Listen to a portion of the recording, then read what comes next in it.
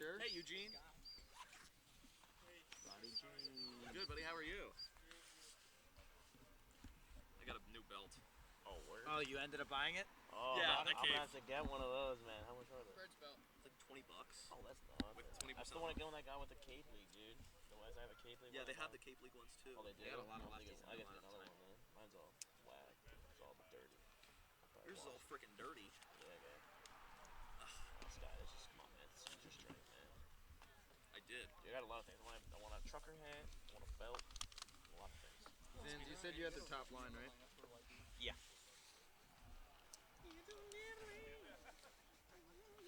It's a little, yeah. My name's David Abitia. I'm a catcher, and you're watching the Birds Broadcast Network.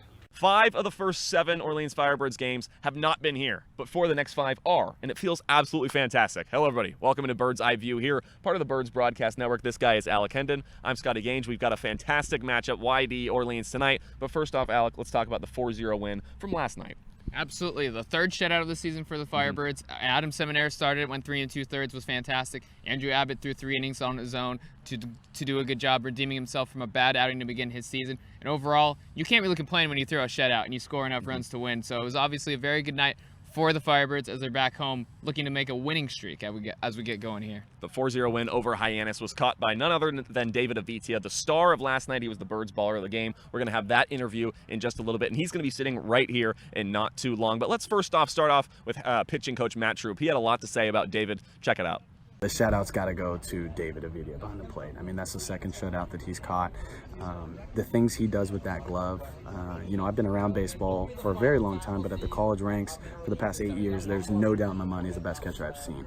And I've seen quite a bit, and I'm awestruck seeing what he does with pitches low in the zone. It's amazing. He makes it look like it's right down the middle. So, when you're on that mound and you have a catcher like that, you have about all the confidence you can possibly have in the world. So obviously, David Abitia, what a performance from him last night, and Troop said it all. Absolutely. He did a great job catching all the starters. He's done a tremendous job throughout the season, and he got his first hit of the season. I know the bat's been a little slow to come around, but he got a knock. He also drove in a run, so it was obviously a very good day for David. And I think when you talked to him after the game, he just said how happy he was to contribute offensively because everybody on this team knows how much he does for them defensively behind the plate. Yeah, the bats this year have been so kind of just inconsistent. I think that was the theme yesterday as well. They've been so great one day and so not so great the other day, but yesterday they got 4 runs and it seemed like things were clicking. Absolutely, but I will say that they do think they have some more room to improve. I talked to Jordan Lawler after the game. He mentioned how they left 12 runners on base and how that is not okay. So even though they did win 4-0, and it always never felt like they were in any doubt of losing the game, they definitely could have won bigger, and I think that's something that the offense will look to do because they got the 3 runs pretty early in the 3rd inning or 4th inning, I forget whichever. It was pretty early in the game where they got the lead comfortably,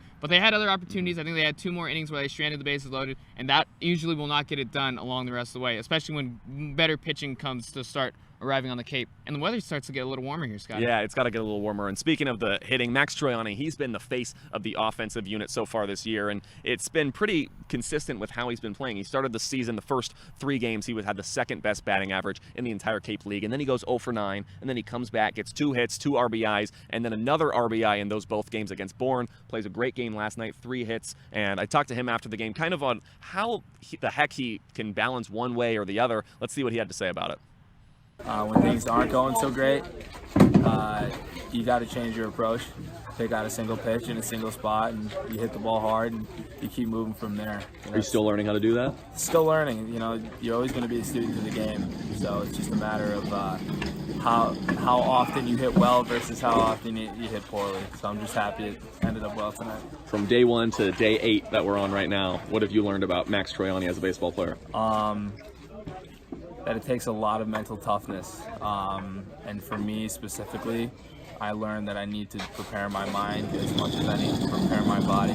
So you heard it there from Troiani, but we're going to talk about YD here. 8-2 loss last week in the 2nd game of the season. Things were just looking so out of whack for Orleans last week, but now they're home and playing YD here. Is that going to change things, Alec? I think they'll definitely have more to play for playing at home. They haven't played a home game in a little while, and the way they were beat 8-2, they just couldn't get much going, even though at Red Wilson Field it's an offensive park, and they're pitching for the first time all season, and pretty much the only time all season, had a rough night. They gave up some cheap homers. They kind of threw the ball around a little bit, and I think that's just a game that they want to forget because YD, they've won 6 straight games dating back to last season against the Firebirds. So I think this one will mean a little more tonight here at Eldridge Park. Before we go into YD, we've got to put the official bookend onto last night. Here's David Abitia's Birds Baller of the Game post-game interview from last night. And David, all season long, the talk has been how great your defense has been. But tonight it was the offensive side. How does that feel? It feels good to finally break out and get my first hit. So You got your first hit. You got 2 RBIs tonight. You were on base pretty much every time you went out there. You were just hot. Was it something that clicked, or was it just a great night to be a baseball player? well, I've been working in the cage, getting some extra swings in, and finally paid off today. So it feels good to seeing the ball better. Feels good to finally go out and get a hit. It was fun to see. It was fun to watch you. But let's go back to defense, because that's really the story of you. 4 pitchers tonight and a shutout game. It seems like every time you're out there, the pitchers are just a little more confident and a little more just easy. Is that something that you do, or do you think that's just them? It's mainly them. These pitchers, all these pitchers out here are really good, and they all hit their spots. And I try to do my best to call pitches and present the pitches as best as I can. And like I said, all these pitchers are amazing out here, so it's really fun catching them. It's fun for me to ask you that, because I've asked every single pitcher that we've had for the Birds Baller of the Game, and the answer is, David Abitia, man. He just makes me, I like him. He's a great catcher. He makes me feel comfortable. And for you, I mean, it's such a short time in finding a way to connection with them. But what have you kind of done personally to find a way to connect with these guys? It's just talking to them during BP, catching flat grounds and pens and stuff like that. It's mainly just talking to them and asking them what they like, what they don't like, how they like to run their game. So it's pretty much just that. It's fun to watch, David. Congratulations, the Birds Baller of the Game, Mr. David Abitia. Thanks for the time and great game tonight, man. My name is Donovan Benoit. I'm a right-handed pitcher, and a fun fact about me is I lived in 5 different states and 8 different cities. Hi, my name is Zach Akoska. I play outfield, and you're watching the Birds Broadcast Network. Trevor Johnson, I play outfield, and a fun fact about me is that I'm terrified of lobsters. My name is AJ Lewis. I'm a utility player for the Orleans Firebirds, and you're watching the Birds Broadcast Network. So you just heard it. He was somewhere else, and now he's right here. David Abitia, the catcher, who is a well-deserved off day today. First off, thanks for coming and hanging out. Yes, sir, no problem. It's fun, huh? We're in front of the camera. It's kind of a cool deal. Yeah. You're pretty good at it from last night, huh? Thank you. Yeah. So let's talk about you for a second here. You've been the catcher here for the Firebirds for most games when you're not getting the off day like today. You've caught a lot of guys, and you said last night when I asked you, how is it to get connected with these guys? You said it's pretty easy. It just takes a little more effort and off the field type of stuff working out with them. How has that experience been for you so far? It's been awesome, because all these guys, like I said last night, they're so good, and they know what they're doing, and they know what they want to do. So it just makes my life easier, and like pitch calling and stuff like that. So. Dive into that for me. How do you really is every guy different, or do you just kind of have a little system? Is there a secret that you have in connecting with these guys? Well, I would say everybody's different. Everybody's some people are more talkative, some people are not. It's kind of just asking questions and getting to know them. Like me, myself, I would say I'm not very talkative, but I try to be, just because I don't know these guys as much. And just trying to get to know them. Takes a little more effort than if you were going to school with them, you mean? Yeah. So something fun last night when I came up to you and said, David, you want to be on the postgame? Do you have time for a postgame interview? Never before has a team applauded when I asked somebody, but when I asked you, there was a round of applause for you.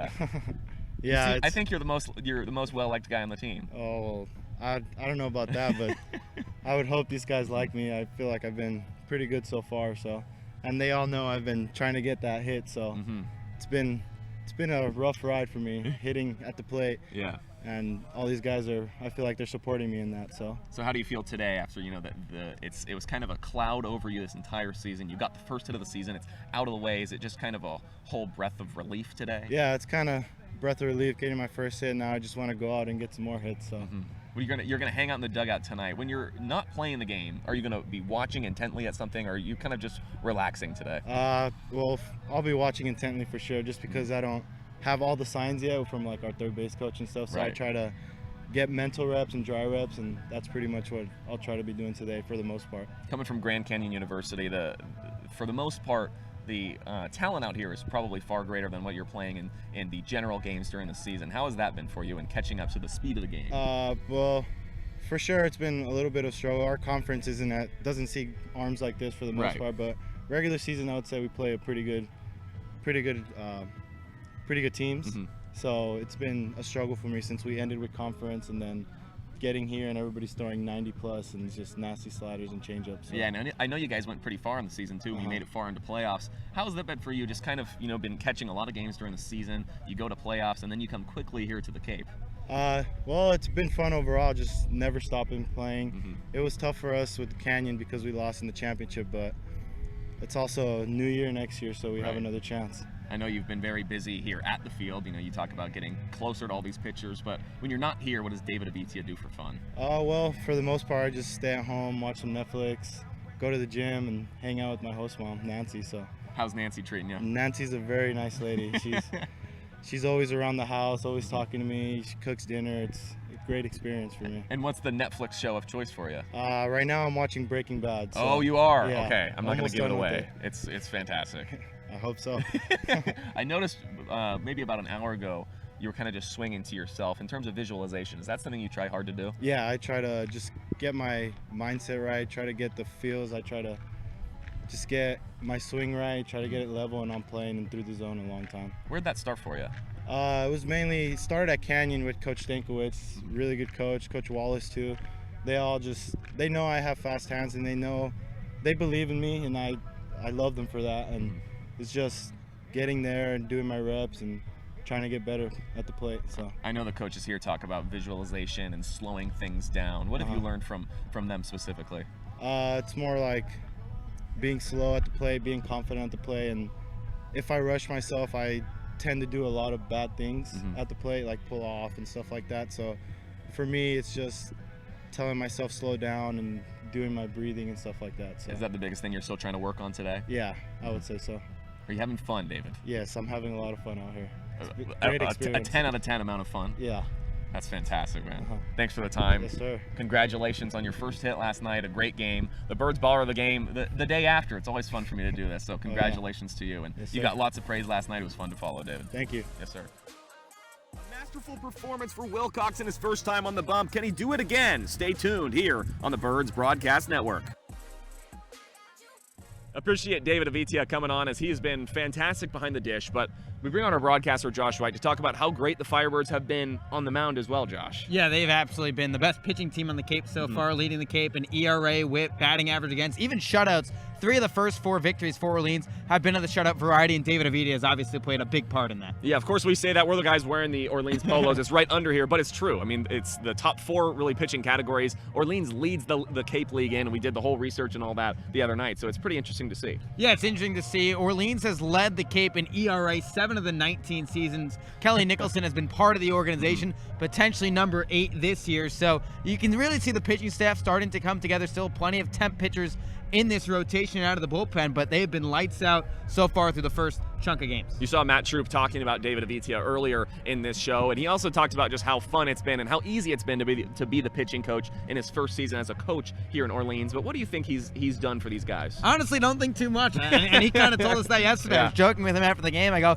hey, they're going to have you back every summer if the pitching staff does this, and he goes, I just try and stay out of their way, let them do their thing, give some pointers here and there. I'm sure as the season moves on, we'll see some things progress with certain arms that are still here and maybe some new breaking balls here and there, but I don't think he tries and does all that much. Maybe gives them advice of what's it like pitching in the Cape Cod Baseball League or pitching on the highest stage. Matt Troop obviously pitched in the College World Series, won a national championship, so he knows all about kind of the mental side of things. Obviously had great success on the mound as well from a physical standpoint, so I'm sure he kind of talks more about that rather than saying, hey, let me try and mold a robot, if you will, and make Matt Troop Jr. Matt Troop, the first one to take blame and the last one to take praise. It's very fun to have him in this program and on this organization. So it's an extremely good time. But let's talk about tonight. Cole Wilcox, probably one of the strongest pitchers on this team, and he's going to be on the bump for Orleans. Yeah, he might not only be one of the strongest pitchers on Orleans, he might be one of the strongest pitchers in the Cape Cod Baseball League and in the country. Big right-handed kid from the University of Georgia, 6'5", bumped his fastball up to 97 miles an hour his first time out.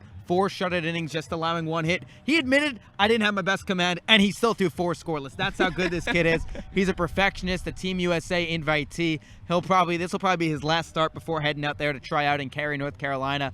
But he comes as highly touted as they are, and there's good reason. We saw it night 1. I'm sure we'll see it again night 2 here against YD. Quick scouting report for YD. What are we expected to see tonight? Another Team USA kid, funny enough. It's Trent Denholm, the right-hander from UC Irvine. 2 stars tonight. Two stars.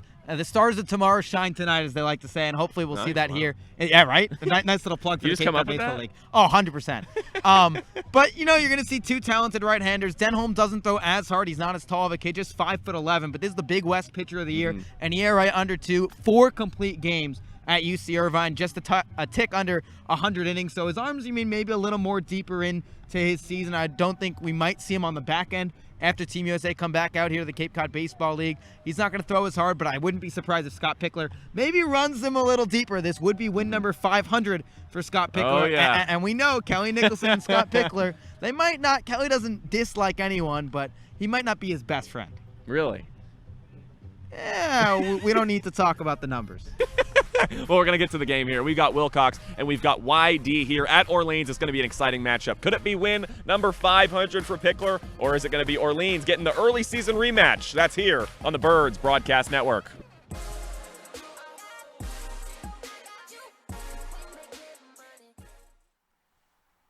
The Orleans Firebirds return home to Eldridge Park to host their East Division foe, the Yarmouth Dennis Red Sox, in game number 9 of the 2019 Cape Cod Baseball League campaign.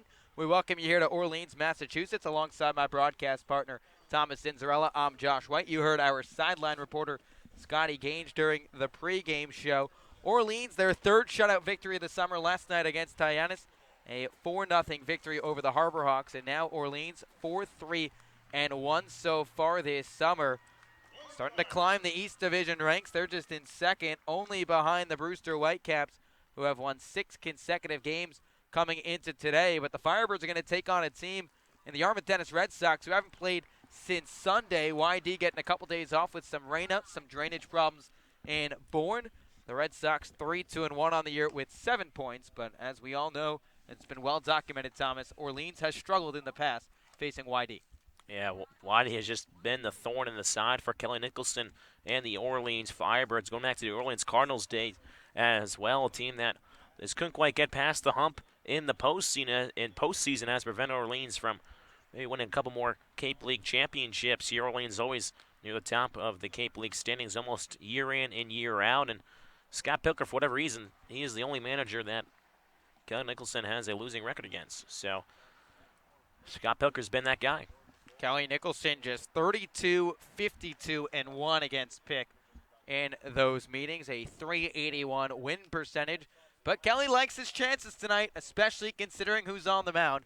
It's the hard-throwing right-hander from the University of Georgia, Cole Wilcox, in his final start before heading to Team USA to try out in Cary, North Carolina. Wilcox making his second start of the summer.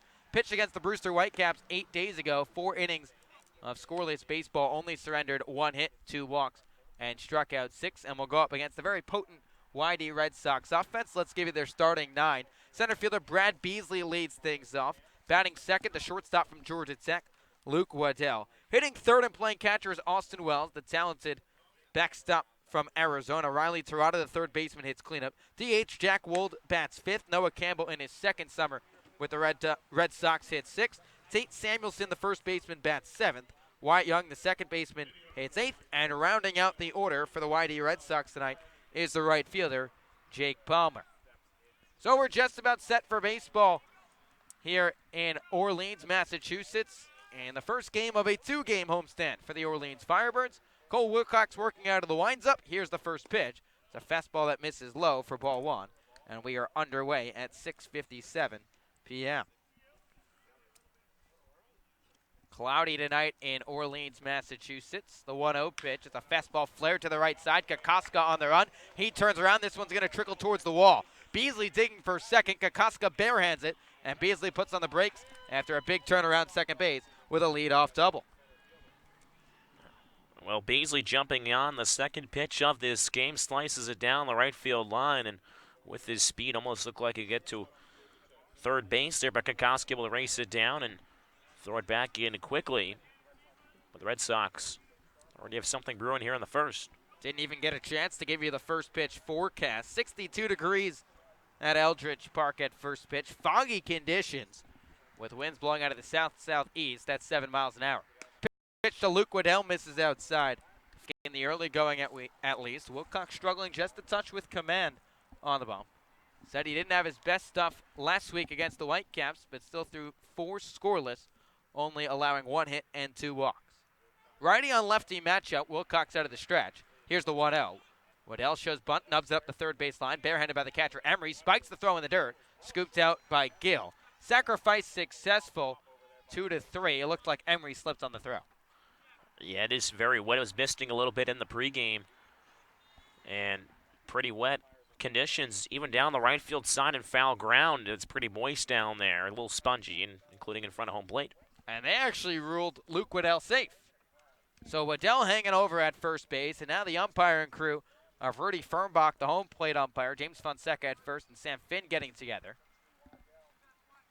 And they're going to say that Luke Waddell beat it out.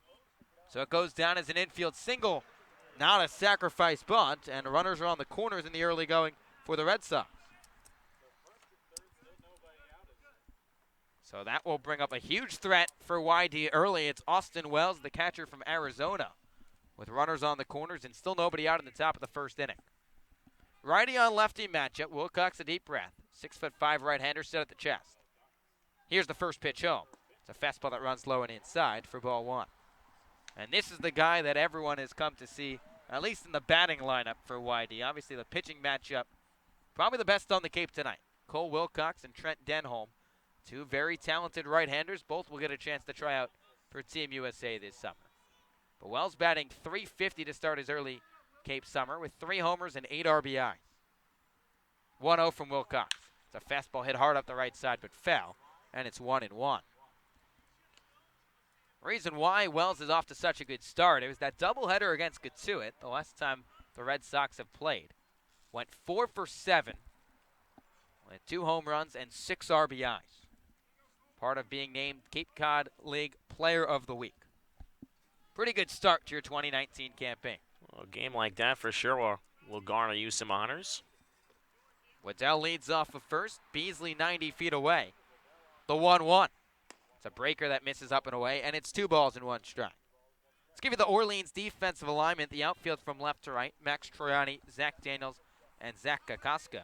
The infield, Tanner Murray at third, Eddie McCabe, the shortstop, Josh Zamora, the second baseman, Ray Gill at first, and the battery mate to Cole Wilcox is Rob Emery. 2-1. It's a fastball skied behind the dish, out onto the highway here in Orleans, and it's 2-2.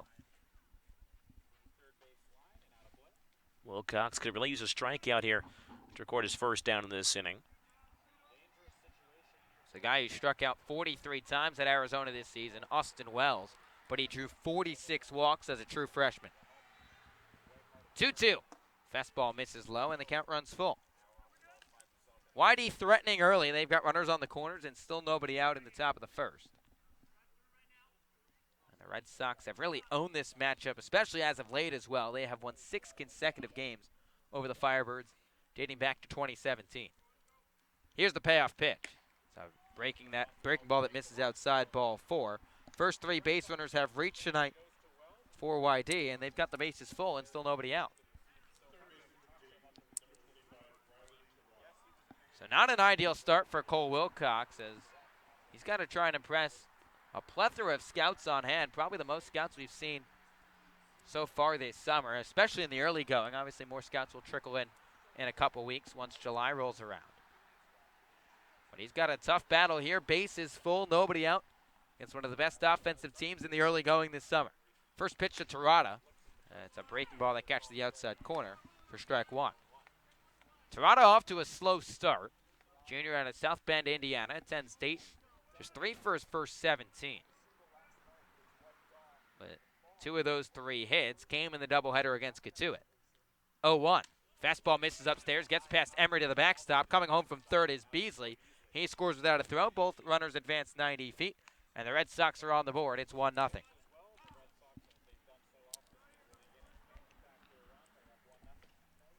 Takes away the double play as well. Now with each runner advancing to second and third, still nobody out here. At this point, Wilcox and the Firebirds are going to have to try to just limit the damage. And it's tough considering how talented Cole Wilcox is. And obviously it's only 1-0, but still nobody down. 2 in scoring position and a 1-1 count. Here's the pitch. It's a fastball sky to the right side. Should be playable for Raymond Gill, the first baseman. He's tailing towards the netting, and this runs out of room and onto the hill, and it's 1-2. That ball was maybe out wide. He might have had a chance to go over the line or so and try to make a play on it.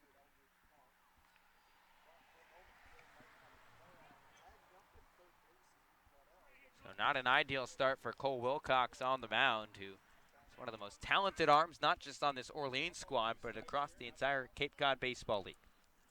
Yeah, a guy that's probably going to be a for sure first-round draft pick. Maybe go even higher than that in the top 15, top 10 or so. I'm sure Kelly Nicholson would like to see him back in Orleans on the other side of Team USA. 1-2, swung on and missed, strike 3. So Wilcox shows the potential, left one up in the zone, but Terada couldn't connect, and there's one away. Well, that's a strikeout he needed about a pitch or so ago, but still gets a big key out here in the first inning to retire Terada. Not out of the woods just yet. He's got Jack Wold with runners on second and third, and already a 1-0 YD lead. Wold, the DH, digs in from the left side. First pitch from Wilcox. The fastball fouled back to the screen for strike 1. Wold, a rising sophomore at UNLV, batting .261 across the first 6 games for the Red Sox. That's the other thing with YD as well. They haven't played too much this summer. A rain out, a drainage problem, a fog out last night. 0-1. It's a fastball flare the other way into shallow left field. Troyani's coming on. This one bloops down for a single. Waddell's coming in from third. He scores without a throw. RBI base knock for Jack Wold, pushing Austin Wells to third. And the Red Sox have a 2-0 lead here in the first inning. Well, you mentioned the rainouts, and I'm not surprised that maybe the Red Sox are having a big first inning here just because they might be a little antsy to get back on the field. They haven't played since Sunday in that doubleheader. So we would have had to think the Red Sox would come out just like they have so far in this first inning. It's now Noah Campbell, the batter for YD, with runners on the corners. Here's the first pitch. Fastball crushed out to right field. Kokoska ranging back. He's looking up. This ball is deep, and it looks like this ball is gone. A 3-run shot off the bat of Noah Campbell, and the Red Sox are pouring it on early here at Eldridge Park. It's a 5-0 YD lead. And this is a guy, Noah Campbell, only playing in his second game on Cape Cod this summer. Played for the Red Sox last summer, really flashed the power. Hit almost 350 last year on the Cape, then goes back to school and hits below 250. So he's a guy that really just loves the wood bat. And second game, hits a long ball here and has really opened up this game so far for the Red Sox. And this reminds you exactly how Orleans and Whitey fared a couple times last summer. A couple early blemishes for Orleans in 2018 against YD. Levi Stout got roughed up a couple times at both Eldridge Park and at Red Wilson Field. And there's some significance tonight as well in the ballpark as well. Scott Pickler, 499 career wins, one shy of that 500 mark, and the Red Sox are up 5-0 early. First pitch to Tate Samuelson, he's swinging and fouls it back for strike 1. And obviously not the home start to the homestand Orleans would want either. The 0-1, a fastball in there for a strike, and it's 0-2. And whatever Matt Troop said in that quick mound meeting appears to be working. 2 quick strikes, and Wilcox working quickly. Righty on righty matchup. Here's the 0-2 pitch. It's a breaker that misses low, and it's 1-2. Samuelson was not on the squad for the Red Sox the last 2 times he's met. He's making his Cape Cod Baseball League debut tonight. Here's the 1-2. It's a breaking ball that's flared back, and we'll do it again. Number of guys on this YD team in this lineup as well that were not on the team or didn't play in that first game. Here's the 1-2 pitch again. It's a breaker that Samuelson just looked like he was swinging a tennis racket at and couldn't make contact. It's the second strikeout of the inning for Wilcox, and there's 2 down. Always flex that fastball now off-speed pitches as well. The 2 outs have been via the strikeouts you just mentioned. So Wilcox does have the stuff working so far, but most of the hitters so far for this Red Sox team have jumped ahead in the count. Here's the first pitch to Wyatt Young. It's lined down the left side. Max trying to the left fielder going towards the foul line. He'll make the grab. And this side is retired. But not before the Red Sox score 5 runs on 4 hits. No errors, and they leave nobody left on base. Orleans has had their pitching working strong all summer long. They're going to need the bats tonight here at Eldridge Park. It's YD 5, Orleans nothing. Listen to Firebirds Baseball on the Birds Broadcast Network.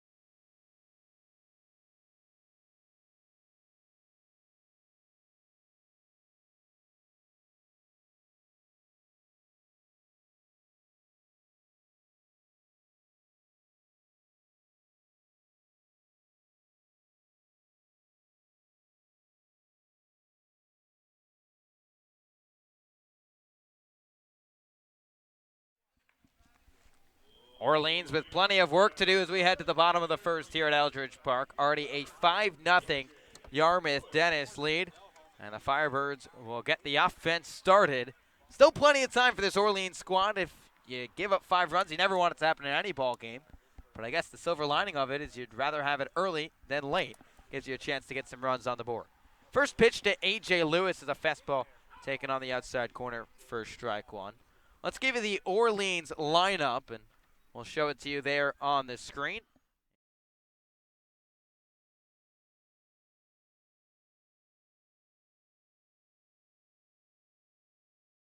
And 2. On the bump tonight for the YD Red Sox, the right-hander Trenton Denholm from UC Irvine, the reigning Big West Pitcher of the Year. So righty-on-righty matchup. Denholm at just 5'11" from the first base side against the 5'10" DH for the Orleans Firebirds. Denholm making his 2019 Cape debut, did pitch with YD last summer. Here's the 0-2. It's a fastball that's chopped up the first base side and foul. And we will do it again at 0-2. Denholm last year with the Red Sox, an East Division All-Star, made 9 appearances, all out of the bullpen, did not allow an earned run in 21 2/3 innings pitched. So Lewis back in, the 0-2. His fastball that's shot near Jay Banfield at first base. And the count will stay at 0-2. Ryan Erickson is not in the ballpark tonight. He did, in fact, message me on Twitter a couple minutes ago asking how to get the broadcast link. So, Ryan, we hope you're tuned in and can root on the Firebirds this evening. I saw the notification on the computer. Here's the 0-2 from Denholm. It's a fastball that misses outside, and the count's 1-2. A.J. Lewis has gotten off to quite the start for Orleans. He's hitting .304 across his first 7 games. He's reached base in every contest as well. Here's the 1-2. It's a breaker that bounces low, and it's 2 balls and 2 strikes. Lewis out of Eastern Kentucky, a rising senior at EKU. Has played a little bit of everywhere so far for the Birds early this summer. Denholm out of the windup, the 2-2 home. It's a fastball misses upstairs, and the count runs full. This is what we saw yesterday in Hyannis. A.J. Lewis really working the count against the opposition. Worked a couple 3-2 counts. He's drawn 4 walks in the first 7 games he's played in. Here's the payoff pitch. Fastball runs inside, ball 4. Make it walk number 5 for A.J. Lewis of this summer. Second consecutive game the Firebirds have opened with a leadoff walk from Lewis. And YD scored 5 in the top of the first. Let's see what Orleans can do. We see Triani's a singles machine. Maybe you have to call A.J. Lewis a walks machine now. Zach Kokoska, the batter for the Firebirds. He's starting to heat up as well in the 2 slot. A late addition to this lineup today for Orleans. Righty on lefty matchup, first pitch. Kokoska hacking and fans through the fastball up in the zone for strike 1. YD an early 5-0 lead and scored 5 runs on 4 hits in the top half of this inning, highlighted by a 3-run bomb off the bat of Noah Campbell. Kokoska batting .227 to start the summer. Denholm nods the cap, the 0-1 home. It's a breaker, tails outside, and it's 1-1. Zach a 1-for-4 day with an RBI single against Hyannis last night. Capped off that 3-run 4th inning for the Firebirds. The 1-1, it's a fastball that's flared back to the screen, and it's 1-2. Let's give you the YD defensive alignment. The outfield from left to right, Noah Campbell, Brad Beasley, and Jake Palmer. The infield, Riley Terada at third, Luke Waddell, the shortstop, Wyatt Young at second base, Tate Samuelson at first, and the battery mate to Trent Denholm is Austin Wells. Denholm set from the first base side, the 1-2, breaking ball in the dirt, whiffed out and missed, strike 3. Denholm got ahead, went to his tools in the shed, and was able to get Kokoska swinging for the first out of the bottom of the first. Oh, Denholm, a guy that pitched on the Cape last summer, recorded 29 strikeouts and 21 2/3 in the regular season, then pitched on in the postseason, picked up 7 strikeouts in just 3 innings. So he's a guy that has that stuff. That can get guys fishing with the curve and the fastball as well. That can get guys out. Now, Tanner Murray, the batter for the Firebirds. And Murray out of UC Davis, starting his 5th consecutive game for Orleans. Batting third base tonight. First pitch, fastball taken on the outside corner for strike 1.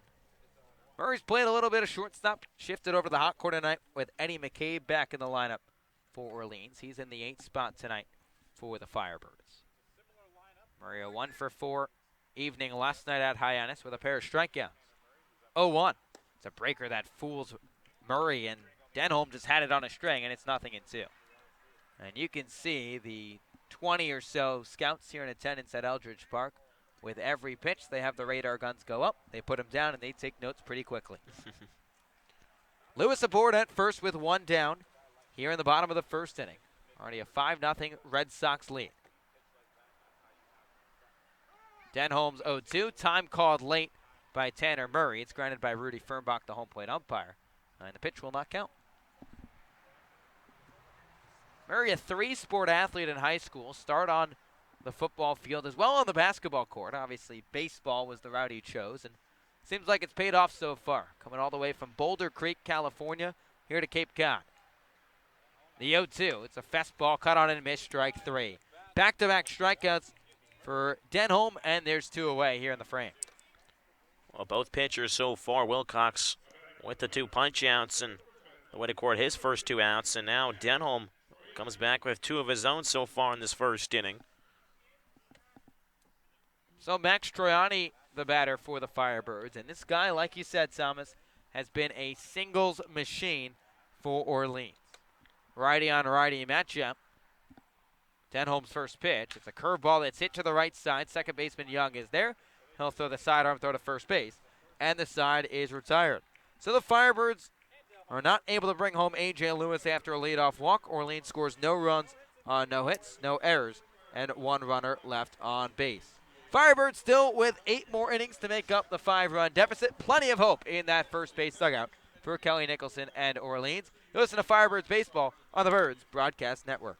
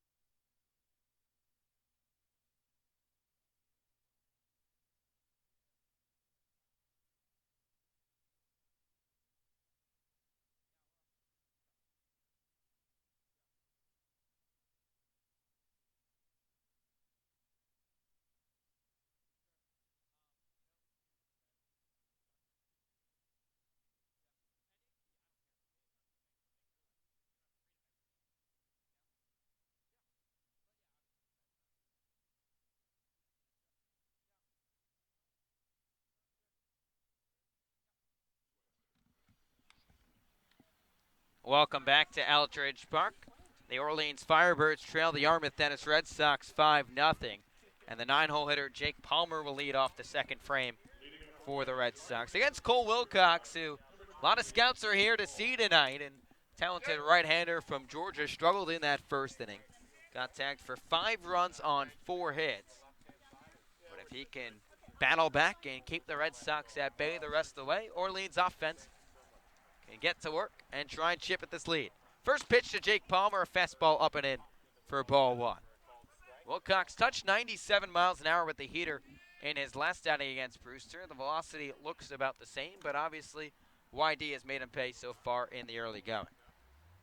Wilcox working for the first base side out of the windup. The 1-0 flared down the left side.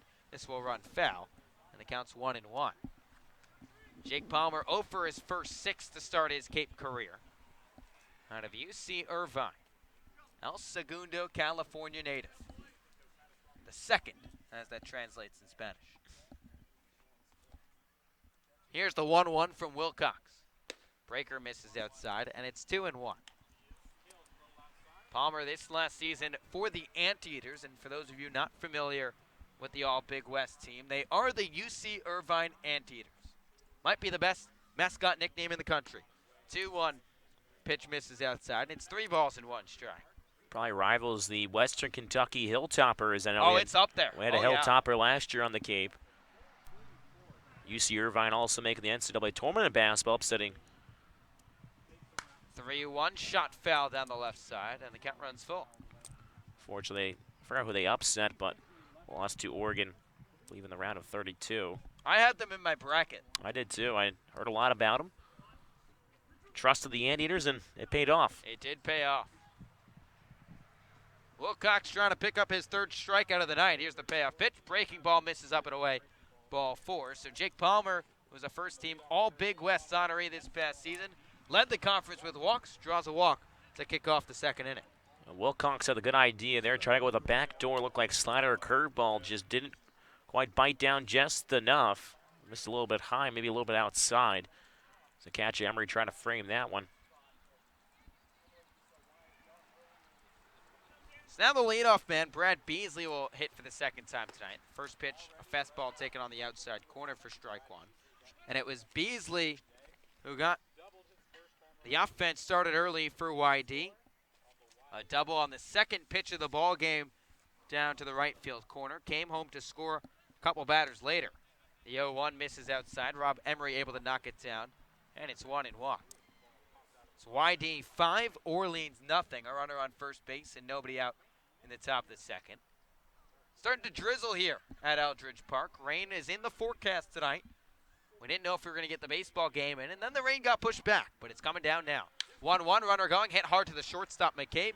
He fields it. His only play will be to first. Gets Beasley by a step, but the hit and run works for Scott Pickler as he avoids the double play. And Palmer's on second with 1 away. Yeah, perfect timing there to try to hit and run, and pays off for Scott Pickler, as you mentioned, and the Red Sox, as Palmer is able to make it towards second base, and Firebirds can't get a 2-for-1 there. So now Luke Waddell, the shortstop from Georgia Tech, will dig in from the left side, and Waddell was part of that 5-run frame for the Red Sox. First pitch to him, a breaker that misses low and inside for ball 1. Waddell a single on the second pitch in his at-bat as well. Came around to score on the 3-run home run by Noah Campbell, his first of this 2019 summer. Palmer's aboard with 1 down here in the second. Righty on lefty matchup, Wilcox set. Checks on the runner at second base, the 1-0. It's a fastball that misses middle in, and it's 2 balls and no strikes. And you could see that Cole Wilcox wanted that to be a strike. It looked like a strike from our vantage point on the third base side, but Rudy Fernbach said it missed a little in. Maybe going back to that off-speed pitch, too, to Palmer, that was for ball 4. 2-0 pitch. Fastball hit hard up the middle. McCabe shifts towards his left, gobbles it up, throws high to first base. Gill corrals it down. Back-to-back 6-3 putouts with Palmer advancing another 90 feet. And not many times you see back-to-back groundouts to the shortstop. And once again, Palmer able to advance another 90 feet, this time to third base. So single can easily score him here with 2 down in the inning. The other thing to keep in mind about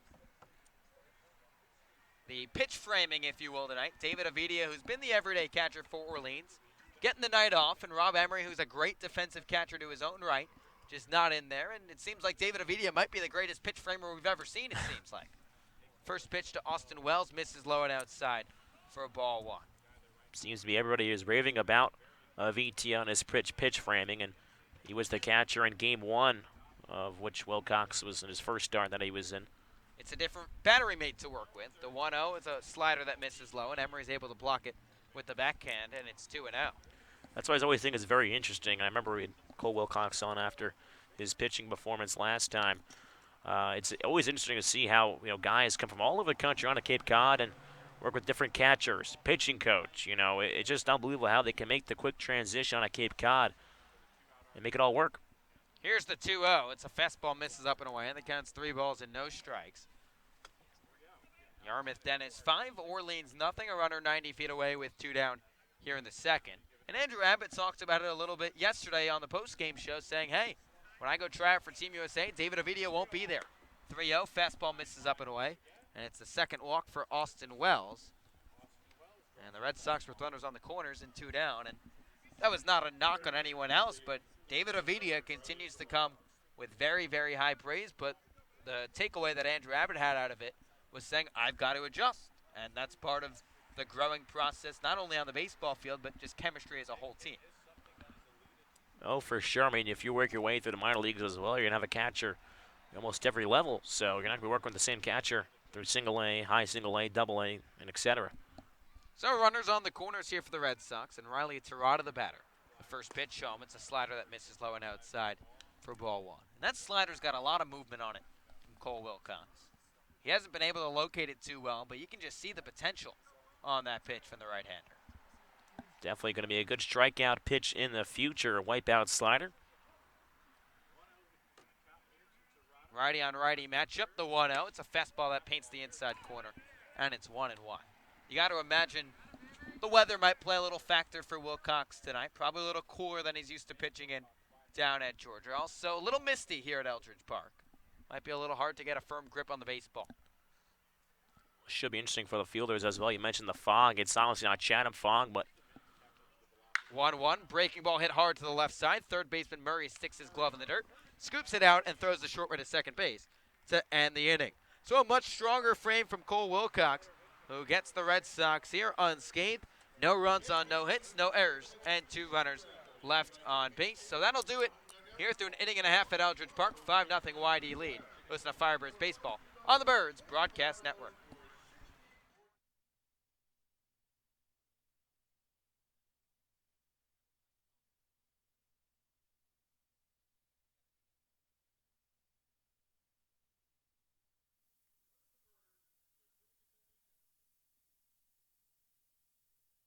Nauset Grill, a friendly, fast, casual restaurant on Main Street, Orleans, across from Friends Marketplace. This with casual seating inside and out, serving up for food for all, as well as beer and wine. From burgers to fried local seafood, fish tacos, deli sandwiches, salads, soups, fried pickles, fantastic lobster rolls, and their famous onion rings. Let us, them, feed your team as they've got our field and our food bases covered. Open Mondays through Saturdays, 11 a.m. to 9 p.m. Join Nauset Grill for a great food and good vibes. Proud sponsor of the Orleans Firebirds and the Cape Cod Baseball League.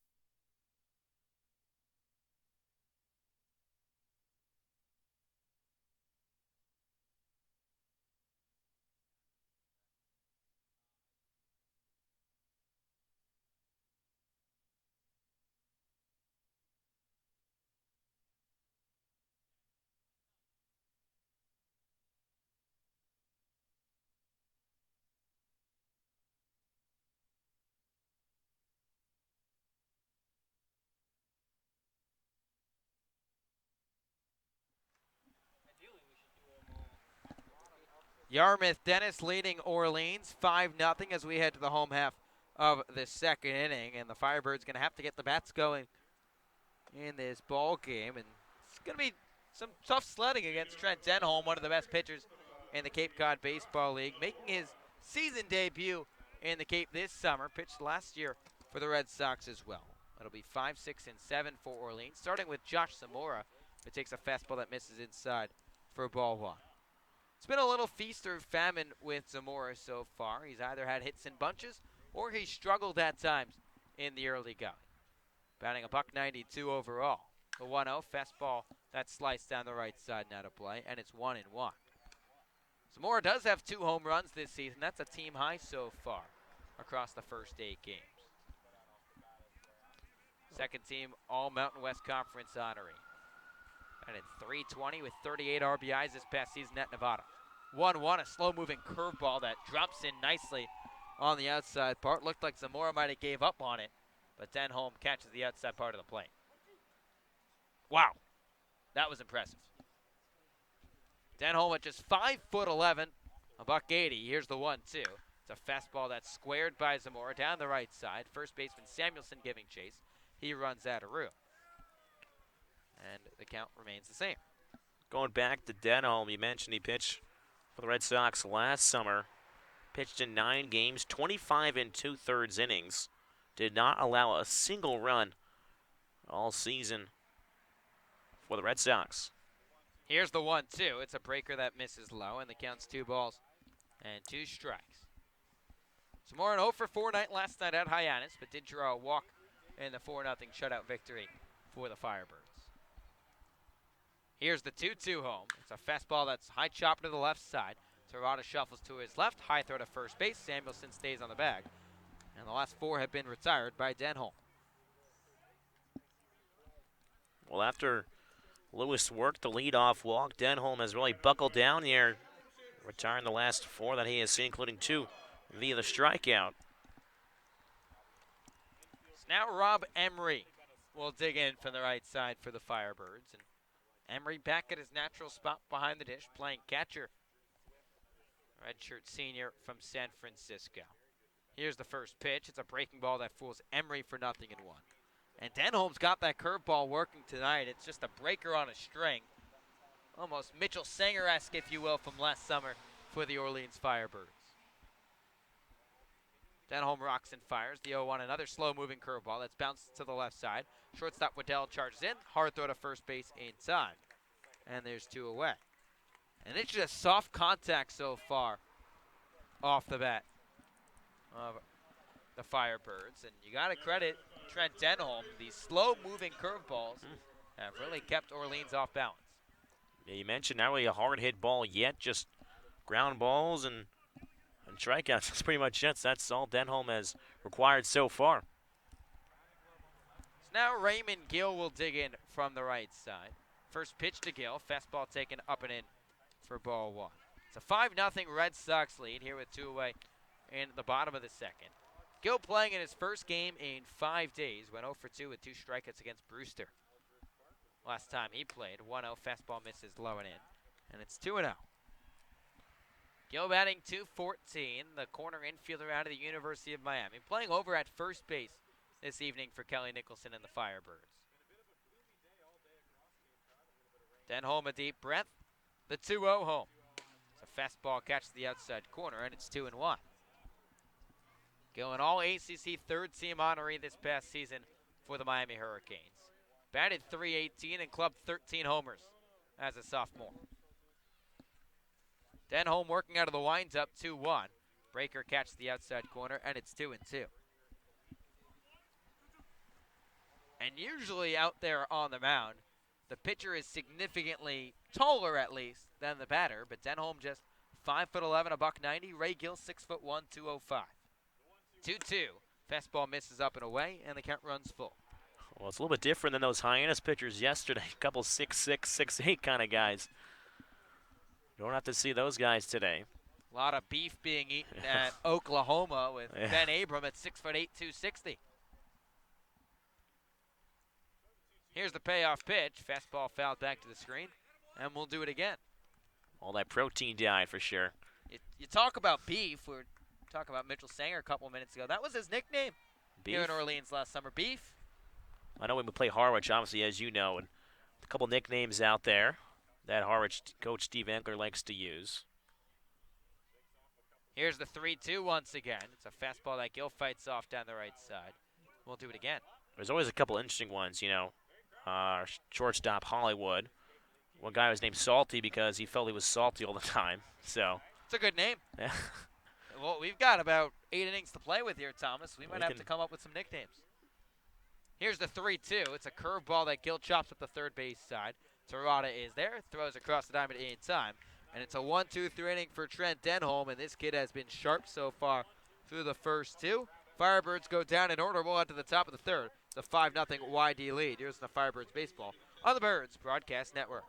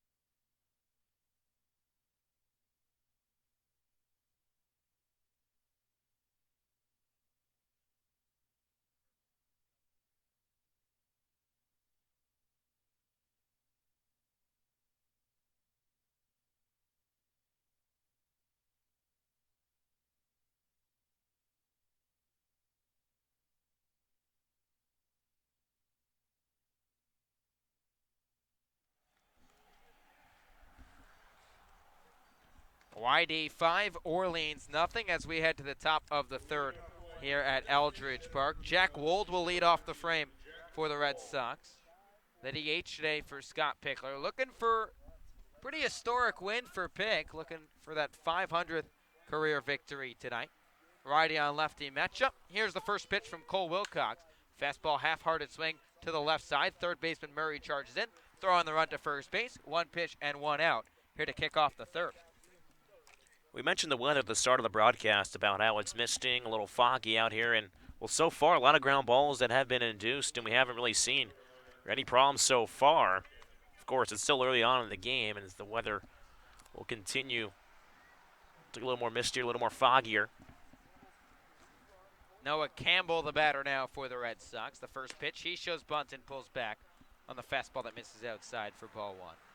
It was Campbell who really capped off that 5-run first inning for the Red Sox with a 3-run bomb over the right center field fence. Righty on lefty matchup. Wilcox standing tall from the first base side, the 1-0. It's a curveball that nips the outside corner, and it's 1-1. It's a 5-0 YD lead here with one out in the top of the third.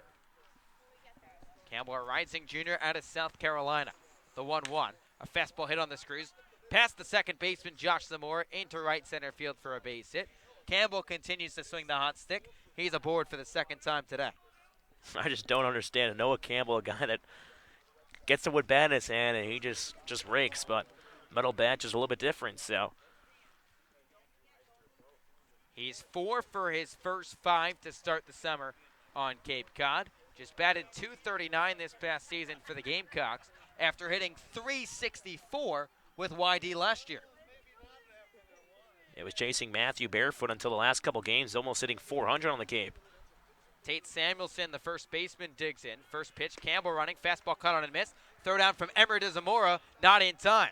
So Noah Campbell doing it on and putting a show here at Eldridge Park. Swipes his first bag of the summer. Campbell got a good jump over at first base. Ball had skipped in. Pretty good throw from Emery. Zamora applying the tag, but Campbell just beat it in there by a hair.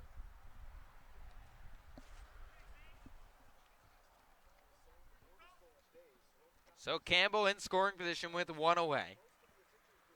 And the righty on righty matchup.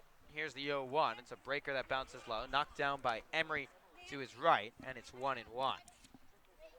Scott Pickler, the active leader in wins at the moment. Kelly Nicholson, the active leader in regular season winning percentage, hasn't been around as long as Pick. 15th season at the helm of the Firebirds for Kelly. 22nd for Scott Pickler. Samuelson out of Cal Poly, looking for his first hit of the summer. playing in his first game as a YD Red Sox. All Big West honorable mention. Here's the 1-1. Campbell's running again. It's a breaker that misses outside, and Campbell cruises in without a throw. Wow, is Noah Campbell really doing it all? Puts himself in scoring position, says, I don't need a ground ball to help me out or anything like that. I'll just steal 2 bases. And this is tough for Orleans. The start and the infield comes in, and it's only the third. 2-1 fastball flare down the right side, gets past Gill. This one will roll into the corner. Campbell scores easily. Taking for second base is Samuelson. He changes his mind, heads back to first, but it's an RBI single for Tate Samuelson. But a lot of the credit has to go to Noah Campbell for getting a single and then swiping 2 backs. Yeah, that RBI single by Samuelson maybe wouldn't have been possible because Campbell would have been stuck over at first and maybe just stole second, would have had second base. We don't know if he would have scored on that. So I think Tate Samuelson might have to give a nod over to Noah Campbell after the game and say thank you for earning me an RBI here on the Cape. Rob Emery just going to try and calm down talented right-hander on the bump. Emery with a lot of experience, a rising redshirt senior for San Fran. Cole Wilcox just going to be a sophomore at Georgia. It doesn't look like anyone's warming up just yet in the Orleans bullpen, and obviously Cole Wilcox is about as talented as they come on the mound, and clearly just doesn't look like himself. Yeah, definitely a totally different Cole Wilcox than what we saw in Brewster. He said he didn't have his best stuff either. So now Wyatt Young, the batter for the Red Sox. And the first pitch, runner going, fastball taken for a strike. Throw down from Emery, dropped by the shortstop McCabe. And Tate Samuelson runs on the first pitch. And it seems like YD sees something with Cole Wilcox to the plate. I think they can run rampant. I don't think we have seen Cole Wilcox throw over to first base yet or step off the mound or anything like that. So I don't know if it's delivered to the plate or anything or not holding guys on. It's already the third stolen base of the inning for the Red Sox. Righty on lefty matchup, the 0-1. Runner going once again. This ball's hit foul out of play, and it's 0-2. And I guess you kind of have to think, is there anything to combat this? It's a 6-0 game, and obviously if you're Scott Pickler, it's only the third inning. You don't want to take the foot off the gas pedal or anything like that. But if you're Kelly Nicholson in Orleans, is there anything to do to combat YD running rampant? You just got to try to hold them down and just try to chip away at this deficit.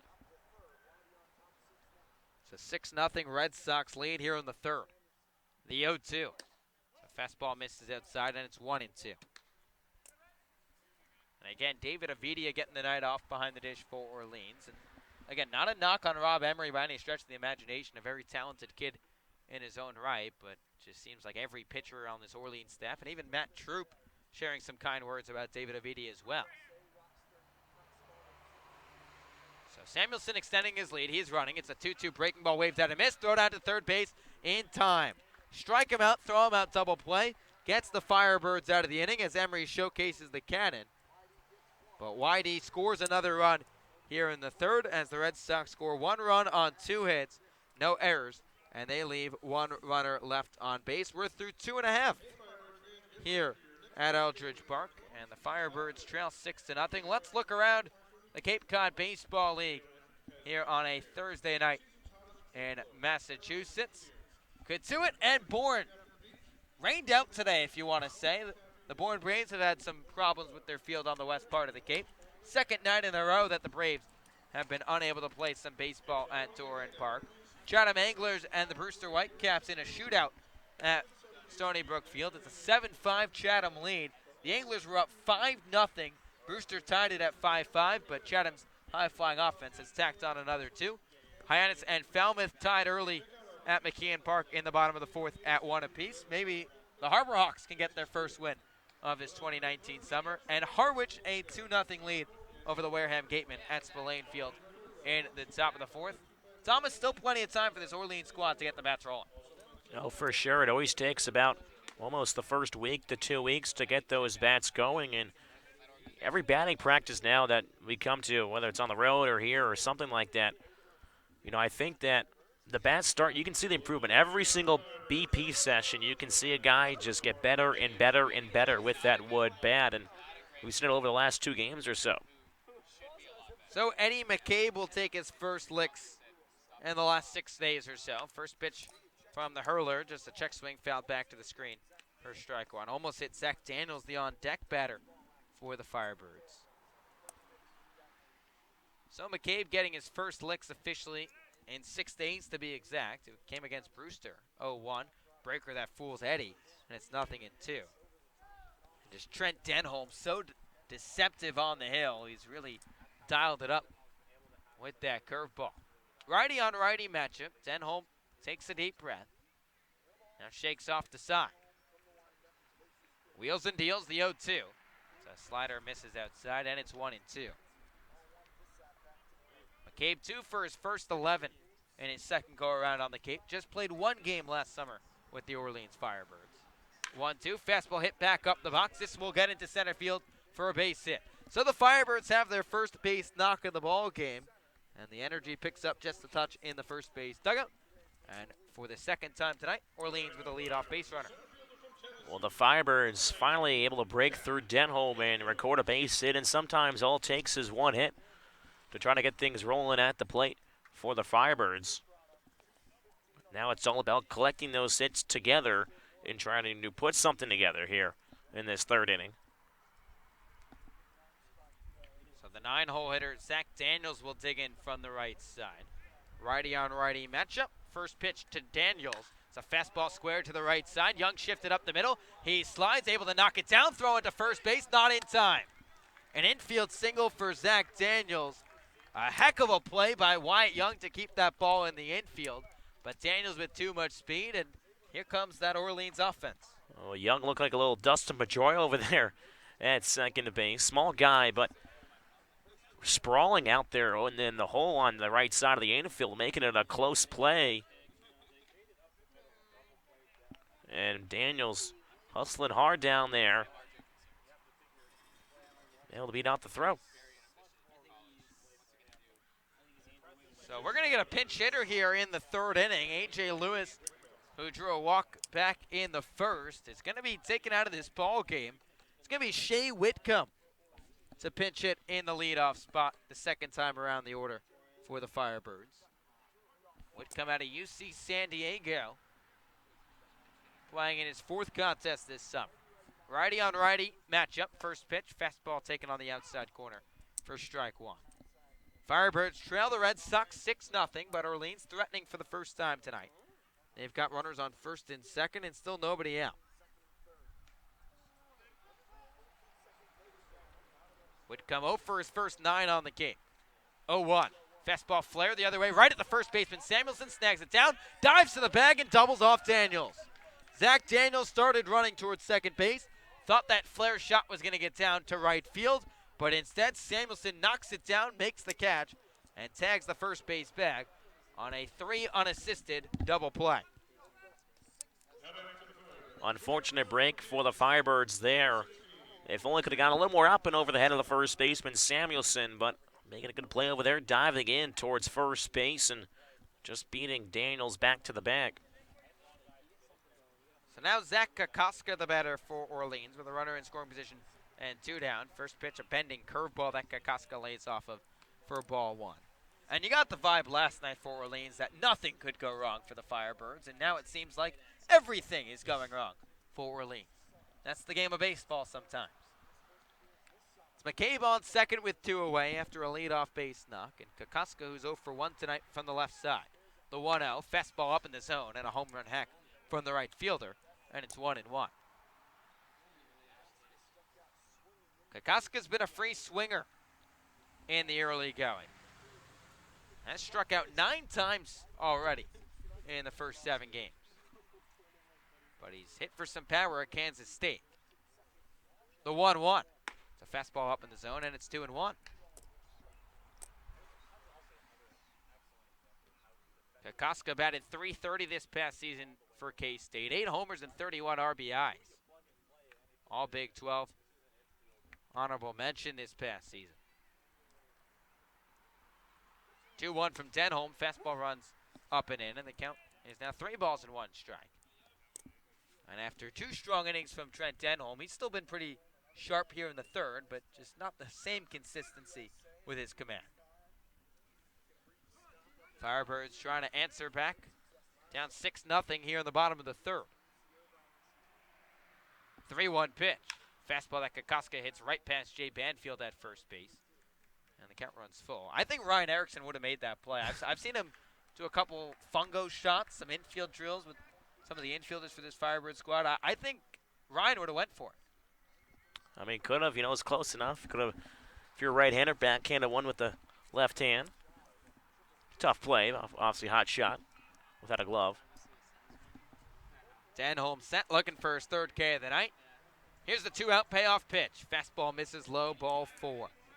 Third base runner of the inning now for Orleans. The Firebirds with 2 on and 2 out, and Tanner Murray, the 3-hole hitter, taking it.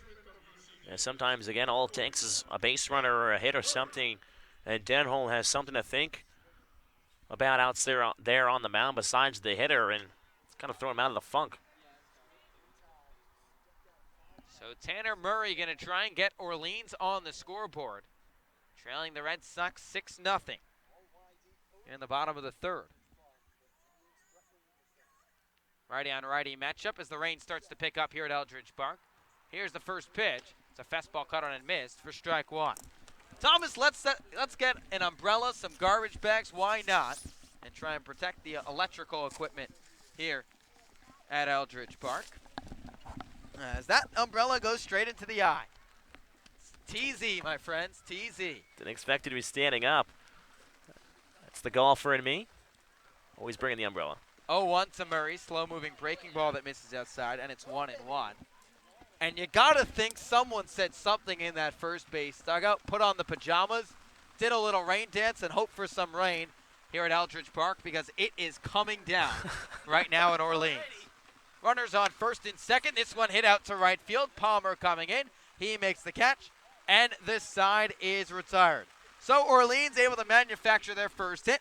A couple base runners, but the Firebirds are unable to score. Orleans scores no runs on 2 hits, no errors, and they leave 2 runners left on base, and the umpires are going to get together after this frame, and it looks like we might have a conversation, and the potential for at least the rain delay. Scott Pickler has come out on the third base side.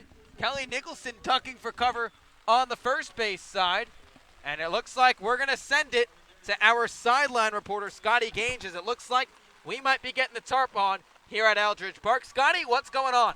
Hey, yeah, the umpires just came over, told Kelly they're going to throw the tarp out there. You can probably see on the field right now the guys there running out to throw the tarp on. We're going to stop the game. It's not officially canceled just right yet, but it's going to be a stop in action because as you can see, it's raining. It's very wet. You guys are lucky. You've got the umbrella over there.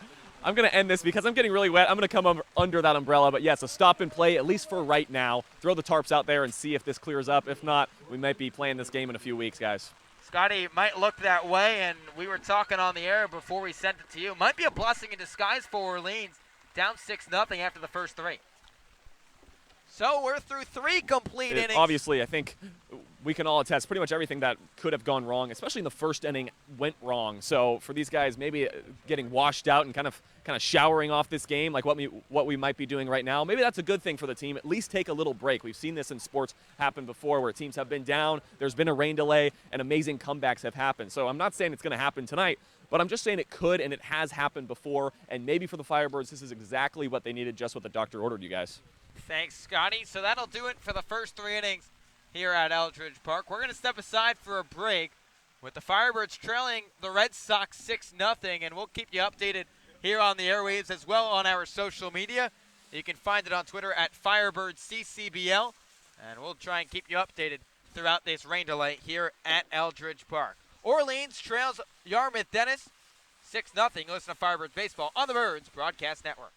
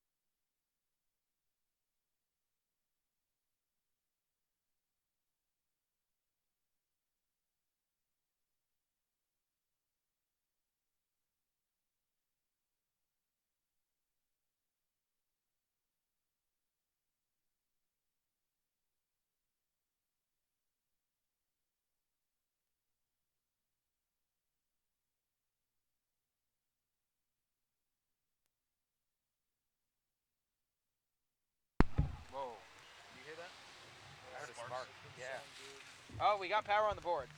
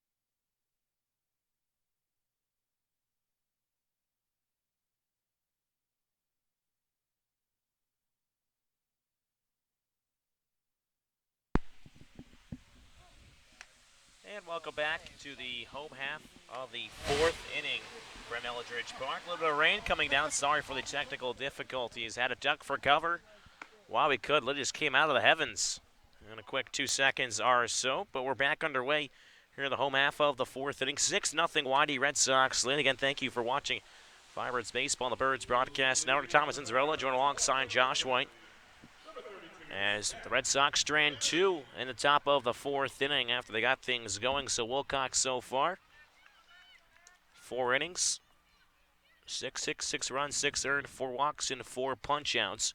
Brandon Dufault, the new pitcher on the hill for the Windy Red Sox, and I think the Firebirds hitters are happy to see Trent Denholm off the hill as the first pitch to Triani misses inside for ball 1.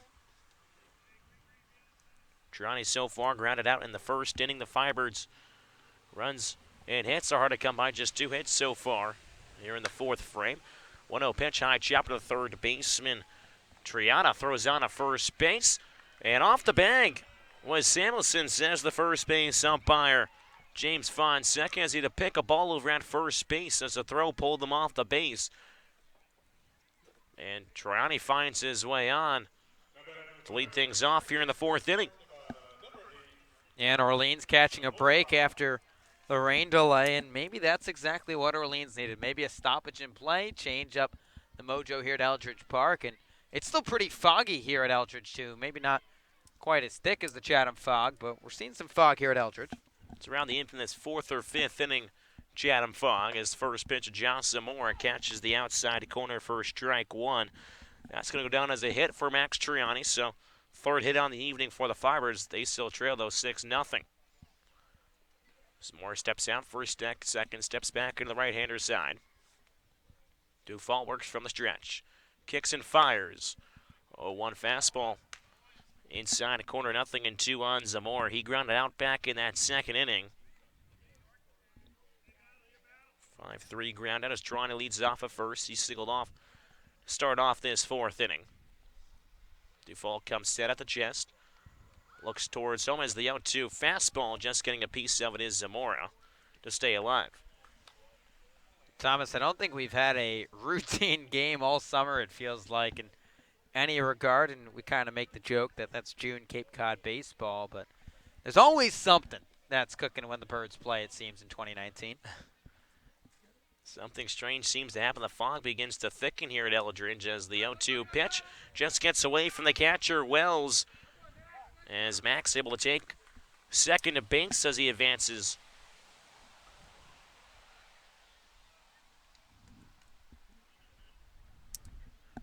Count is 1-2 strikes on Zamora, with Triani now over at second base. So, duck on a pond here for Zamora. 4 runs driven in for the Firebirds so far.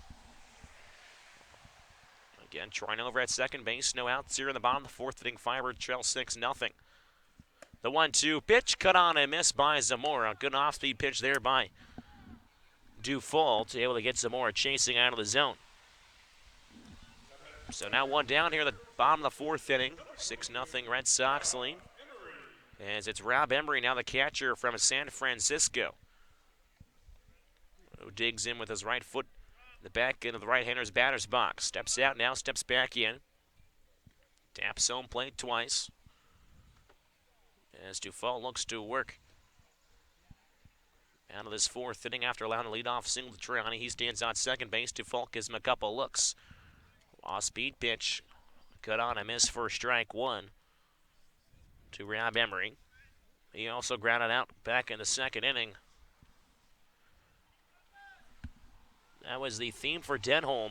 A lot of groundouts, and a couple strikeouts. 3 innings, 2 hits, no runs, no earned, 2 walks, and 2 punch-outs. That's the final line for Denholm. 0-1 pitch goes right back to the off-speed. Cut on a miss for strike 2. And I'm sure it was a welcome sight for Orleans to see Denholm out of the ball game to start this inning as well. He had that really sharp curveball that was working in the early going, kept the Firebirds hitters off balance. He'll get a chance, like we talked about, to compete for a spot on Team USA in a little less than a week in Cary, North Carolina. No balls and 2 strikes as Emery chokes up on the back. Curveball skips in. A good block by the catcher. Wells, he moves to his right to block that one. Every year, guys from Cape Cod spend about a week or two here before they head off to Team USA. So 1 ball, 2 strikes, the count on Emery. Trani leads off a second. Dufault looks down. Glances over towards second. Trani looks back a second time. Kicks and fires. The 1-2. Pitch misses down in the zone, as well as able to catch the off-speed pitch this time. So 2 balls and 2 strikes to count on Emery. Firebirds still searching for their first run in tonight's ball game. They trail 6-0. Dufault opting with the high socks here with the red and white stirrups as the 2-2. Fastball just misses low and outside. Count runs full. So Emery working a good at-bat here against Dufault. Fell behind 0-2. Works into a 3-2 count here.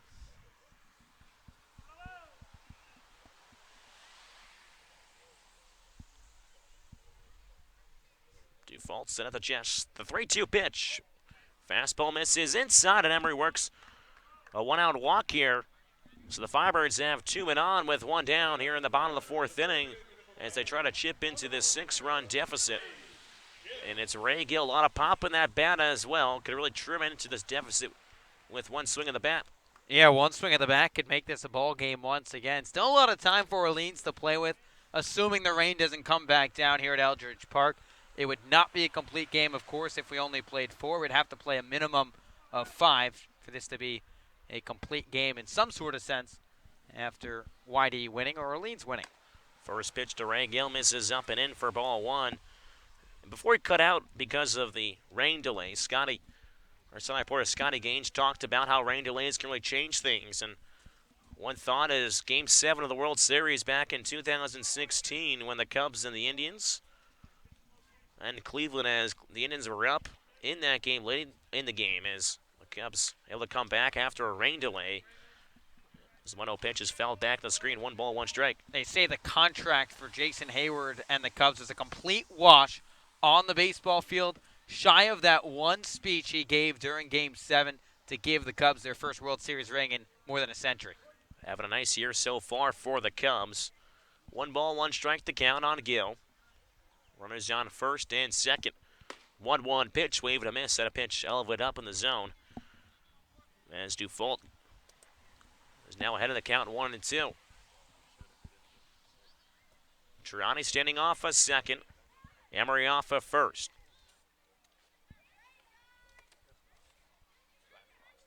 Count is 1 ball and 2 strikes on Gill. Dufault comes set. Looks back at Trani. Kicks and deals. 1-2 off-speed pitch, misses low and outside. 2 balls, 2 strike on Gill. He also grounded out back in the 2nd inning. All 3 outs recorded were via the ground ball. 2 to the 3rd baseman. And Trianda and the other one to the shortstop, Waddell. Dufault stepped off the rubber for a second. Again, some moist conditions out here on the field as the fog continues to thicken at Eldridge. You can't even see past the first line of cars out in right field as the 2-2 fastball. This is above the letters. Count runs full. Thomas, we said it. We have not played a game yet this summer. We're in the 9th game of this 2019 Cape League season, and the Orleans Firebirds have not played a game where something weird hasn't happened. And seeing the fog at Eldridge Park, you rarely see that. The rain for all of 10 minutes, and it seems like there's been a different Orleans team on the other side of the rain delay. The 3-2 pitch misses low and inside, and Gill works a walk. Back-to-back walks issued by Dufault, and the bases are juiced for the Firebirds. And no matter how this chalks out, Thomas, if the Birds are able to scratch across a run, maybe 2, even 3 or 4 in this inning, this could be one of those innings you look back on this summer, and even not just the inning, but kind of the whole situation of tonight. Birds go down early, 5-0 in the first. You look back, and even if they lose the game, they made a fight or whatever it might be, and could be a season-changing moment for Orleans. A big momentum swing as the first pitch to the 8-hole hitter, Eddie McCabe's in there for strike 1.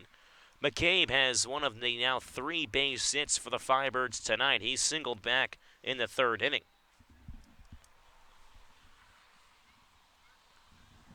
Another single here could deliver a pair of runs. The 0-1 to McCabe. He fouls this one off over the hill in the first base side. 0-2 on McCabe. Again, home half of the fourth inning here from Eldridge Park. Red Sox lead 6-0 in part to a 5-run first inning. They scored the other one back in the third inning here at Eldridge. Trotty off at third, Emery off at second, Gill over at first. The 0-2 to McCabe, hammers it out towards straightaway center. Taking a couple steps back is Beasley. Ranges back well out in the outfield. Will make the catch as tagging up from home and scoring is Max Troiani, and the Firebirds are on the board here in the fourth inning after the sacrifice fly from Eddie McCabe. What a job by Brad Beasley. How did he see that ball through the fog? That one hit at least 380 to dead central, and Beasley tracked it all the way, stayed with it through the fog, through the drizzle, made the catch. But like you said, Orleans is on the board. So it's now a 5-run lead for the Red Sox as Firebirds are now on the board. So runners on first and second now as Zach Daniels set to do battle from the right side against the right-hander Default. 22 pitches so far used in this inning. First pitch to Zach Daniels right down Main Street for strike one.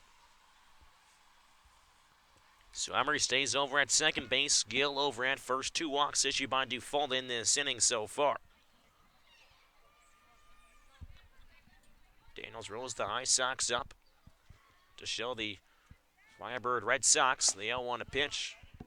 Runs low and outside for ball one. Daniels also singled back in the third inning. So the 8 and 9 hitters so far have delivered 2 of the 3 hits. The other one coming from Triani at the start of this fourth inning.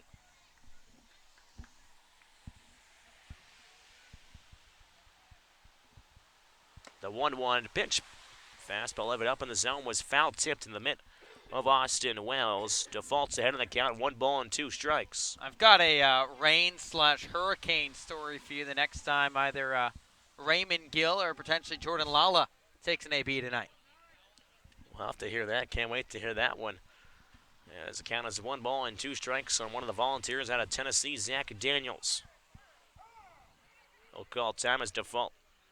Triple checks Emery over at second base. Nobody holding him on over there. I love how you phrased that, too. One of the Volunteers of Tennessee. It sounds like your former Brewster PA guy. Novelty of the Cape. Had to do it as the 1-2 pitch cut on a miss. Pitch out of the zone against Daniels chasing. But the Firebirds do get a run here in the fourth inning. 1 run on 1 hit. No errors, but 2 left on a base for the Firebirds. 4 innings have come and gone from Eldridge Park. A little rain, a little mist, a little fog, a little everything. YD 6, Firebirds 1. We'll be right back. Listen to Firebirds Baseball on the Birds Broadcast Network.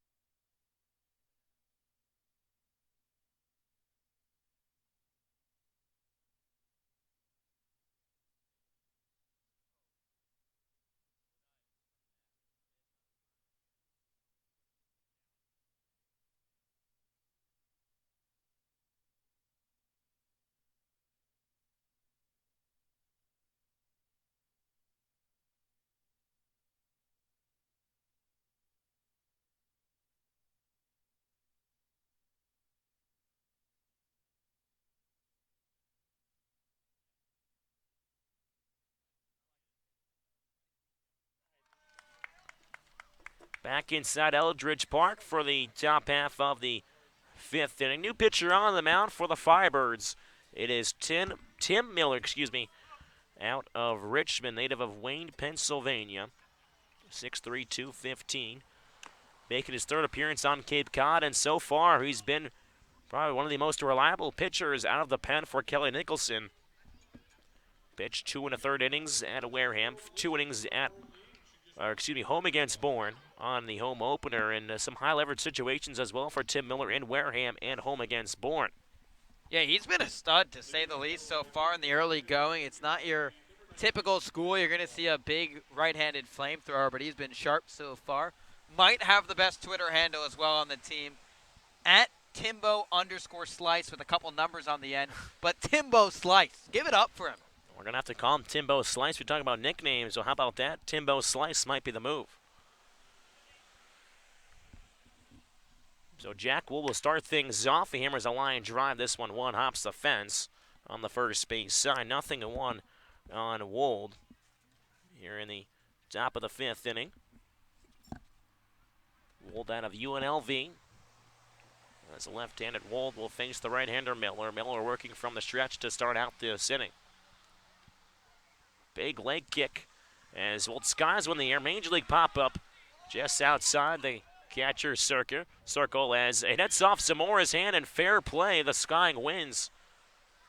Circumventing out there is it was first the catcher. Emery came out, then it was Murray over at third base, not Zamora, Called him off, the catcher, Emery. Is the fog maybe playing a little bit of a factor there. Yeah, and you would have to imagine that Kelly Nicholson might point to that if another ball gets dropped. He might come to the umpires and say, hey, look, man, this isn't safe. If we keep playing, someone might get hurt, and might be the easiest single that Jack Wold will have in his life.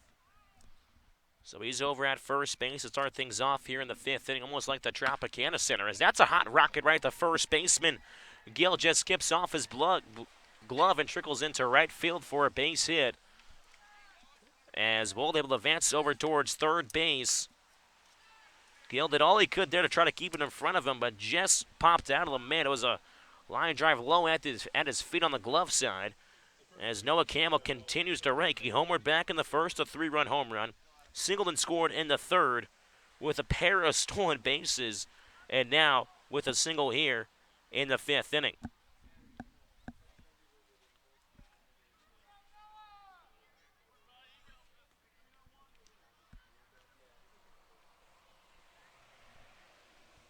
So runners on the corners here, still nobody out here in the top of the fifth inning. 6-1 Red Sox lead.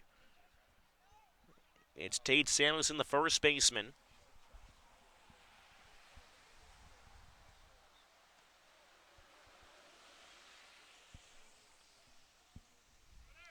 As the first pitch, misses low and outside, throw down towards second base. Has taken another 90 feet is Noah Campbell. He's got 3 stolen bases in this game now. So that takes away the double play. Runners on second and third base.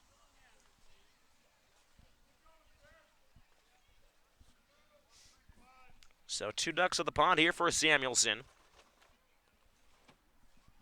Still nobody out here as the Firebirds trail 6-1. Why do you try to tack on a couple more insurance runs here after the Firebirds answered with a run in the bottom of the fourth inning as the 1-0 pitch misses low and outside, 2-0 the count. It's probably the first time all summer, and obviously it's been pretty brief so far for Tim Miller, that he's really struggled out there on the bump, obviously aided by that bloop single right in front of the dish, but he's got to work around some things right here. The infield's in for Orleans, only down 5 here in the fifth.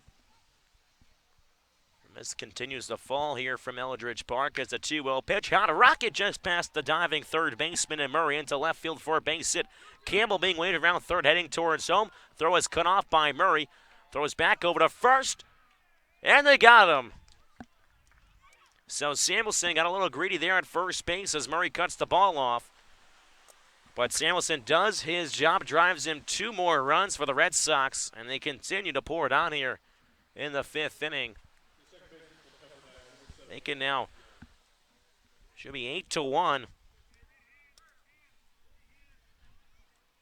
Scoreboard and left field for a second. It's 7-1. We talk about the scoreboard and my own scorebook here. Zins, you're right. You're right. It's 8-1. And you got to talk about just the silver lining on that last play for Orleans. First pitch fastball misses for ball 1. Obviously, they're down right now by 7 runs here in the 5th, but they did a fundamentally thing right in the rain. It's obviously a small silver lining at that, but they cut off the baseball. Murray didn't try and make a hero throw, took his time, set his feet, and threw a dart to first base. 1-0 pitch just misses inside. Count 2 balls and no strike on Wyatt Young, the second baseman.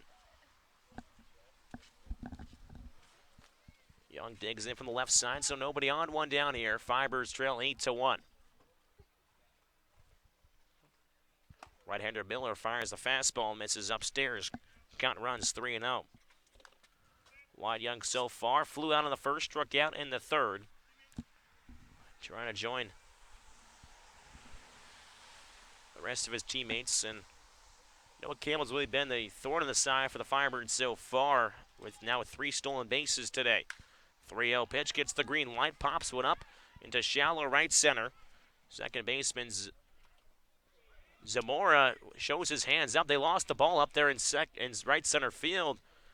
Looked like he was trying to call it off, and Kelly Nicholson just staring out from the dugout.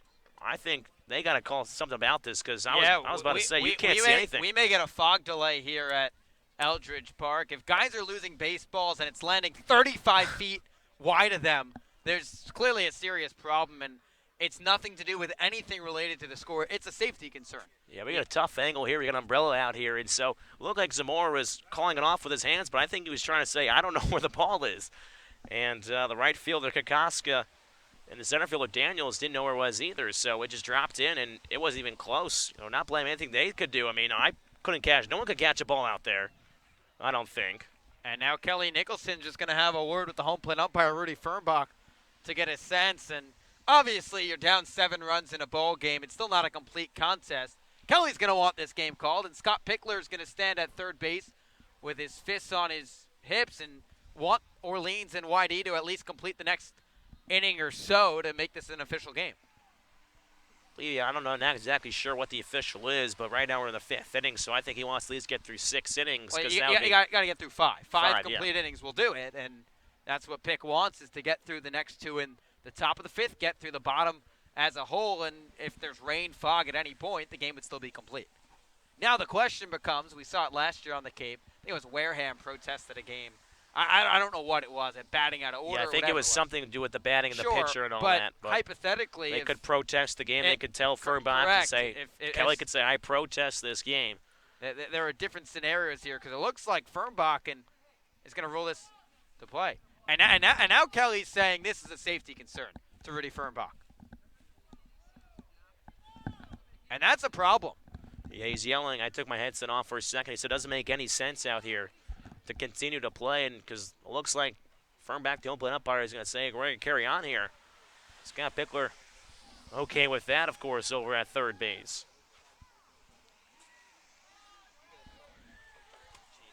And Kelly continues to carry on. It comes right back out from the dugout.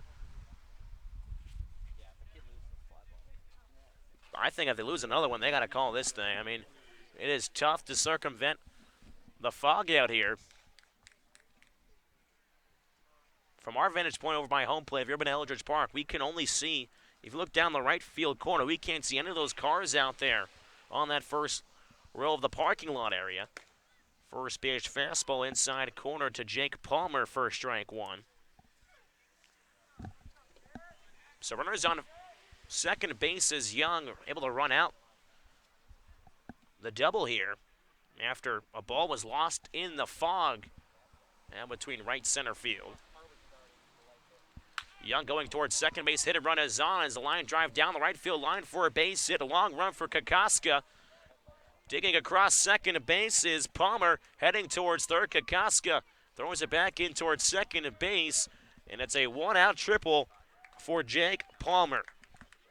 And RBI, I should say, as well, and YD extends the lead now to 9-1 here in the 5th inning, and it's just all advantage YD so far. A lot of it now to do with the fog as they tack on 3 runs in this half inning. And Zins, if we want to talk about some gamesmanship right here, if I'm Scott Pickler, I stop pouring on the runs. I lay down bunts. I make sure I get through the 5th inning, make sure it's a complete game because this fog continues to thicken. Kelly Nicholson has made a clear point about it. And if I'm Orleans, you almost kind of let balls fall in a sense.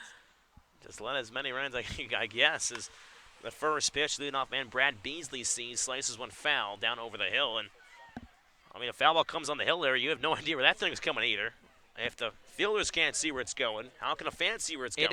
It is very, very dangerous, especially if a ball gets hit high and deep in the outfield at Eldridge Park. There's a lot of ground to cover out in the center field gaps.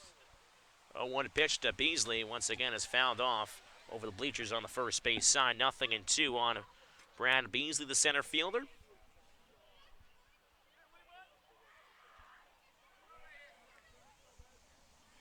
So over at third base is Palmer. 0-2 the count on Beasley. 9-1 Red Sox lead here in the the top half of the 5th inning. 0-2 pitch. This one's popped up high in there once again. We'll find the seats on the hill. Count remains 0-2 as plethora of kids running down to try to chase down that foul ball.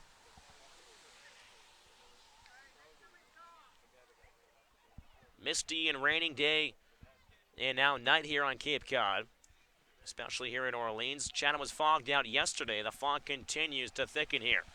0-2 pitch, runs up and inside and hits Beasley in on the shoulder. He'll take his base as he trots down the first.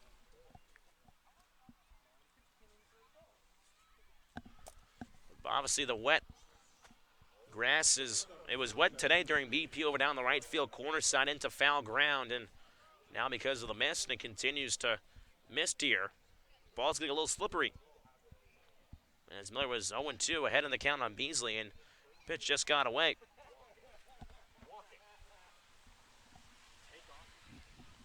So runners on the corners here with one down. First pitch fastball outside black for a strike one of the shortstop, Luke Waddell.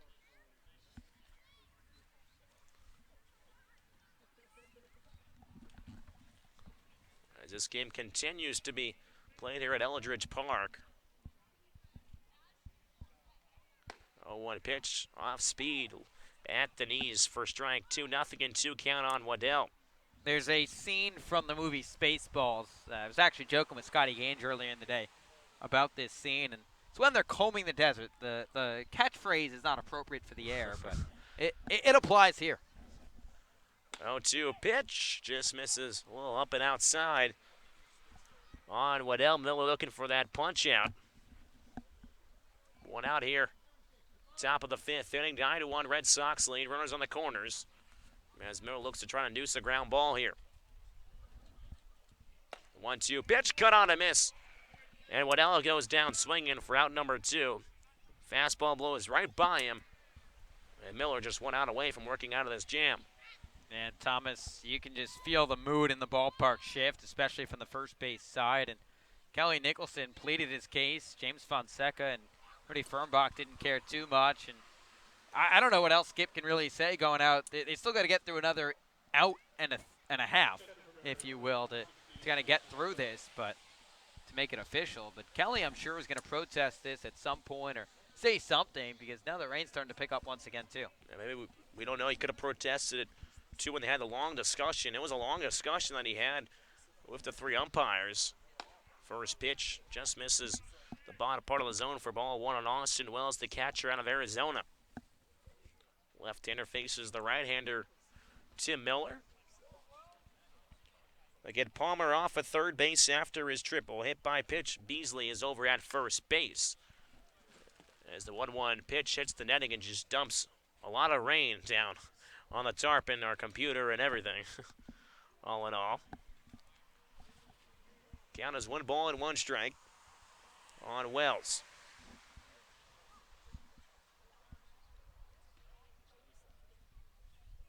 Miller comes set, kicks and deals. 1-1 curveball at the belt. 0-2 as the ball slips out of Emery's hand. Trickles just in front of the dirt and the grass area as Emery asks for a new ball. Count is 1-2. Simple play like that, making it a little bit more difficult tonight in the rain and the mist and the fog. Miller comes set. The 1-2 offering. Pinches once more. Fouled back in the screen, so to do it again at 1 and 2. Yeah, and I'm kind of perplexed again. It's gamesmanship, but if you're YD, you don't want long at bats here. You want quick outs. Take your 8-run cushion and try and make this a complete game. YD continues to take their hacks at the plate. Already three runs home in this inning as the 1-2 pitch misses low and outside. 2 and 2 the count. We'll have to get a potential fog delay graphic ready for social media. Never thought that one would come. Only time really there was a fog delay is in Chatham. As the 2-2 pitch, major league pop-up in on the infield. The shortstop, McCabe throws his arms up, but the third baseman, Tanner Murray. A little basket catch on the mound. And Kelly Nicholson just shooting the home plate umpire, Rudy Fernbach, a look, and now Orleans is still going to try and get this game delayed because there was nowhere to see that baseball. A little bit here at Eldridge Park through the first 4.5. I think the look of the night, if we had a picture of that of Eddie McCabe at shortstop, and again, nothing against him, there is just nothing you could do there. But Tanner Murray, what a play by him. He's maybe got the eyesight. I sure as heck don't. I didn't eat my broccoli or carrots growing up. So. Carrots, man. You got to eat your carrots. As discussion now with Kelly Nicholson and all three umpires now is one play umpire Rudy Fernbach joins in with James Fonseca over there. And Kelly's really making his case. He's pleading. You will never see Skip be anything but polite. And he's trying to hold in everything that he might be feeling inside and just plead the case for safety concerns. He's pointing out all the balls that Orleans was not able to track through the fog, the deep shot to center, the pop-up on the infield, a couple of them. And Kelly really does not seem happy with the umpire's response. I can't blame him either. I mean, it seems like Orleans was maybe hurt a little bit more in that half inning because of all the balls that are out towards the outfield there. I mean, a routine pop-up behind the second baseman drops in for a base hit. And there's three guys on it, too, that could have gotten the ball, but none of the three guys saw it. Yeah, and Kelly knows that if this half inning is played, this will be a complete game. So if we get through the bottom of the fifth, that would do it at least enough if at some point this gets called. The Red Sox, assuming Orleans doesn't find a way to score 8 runs or 9 or 10 or anything of that nature, that would give YD the win. I have a funny feeling, too, they're going to call it after this half inning. And I think Kelly knows that, too. Yeah. I think he knows they're going to call it after yeah. this half inning and doesn't want to play this because why are you going to arbitrarily call it after 5 when you could do the same thing and call it after 4.5 and call it for an arbitrary reason? And now Scott Pickler's going to come out. The one advantage we have here, Thomas, we do have lights. So we could be here quite some time. Okay, so we know there's a rule change about the extra innings this year, Yep. cutting it to 10. Is there a cutoff time like last summer? That we got to find out. Let's track Sue Horton. Yeah, we got to track down somebody who would know. Sue Horton would know. All those rule changes. So leading things off is Shea Wickham.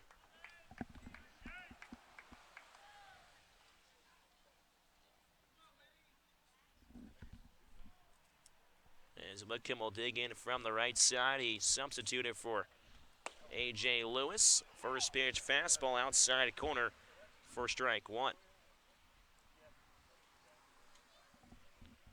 So again, it's a 9-1 ball game here from Eldridge Park.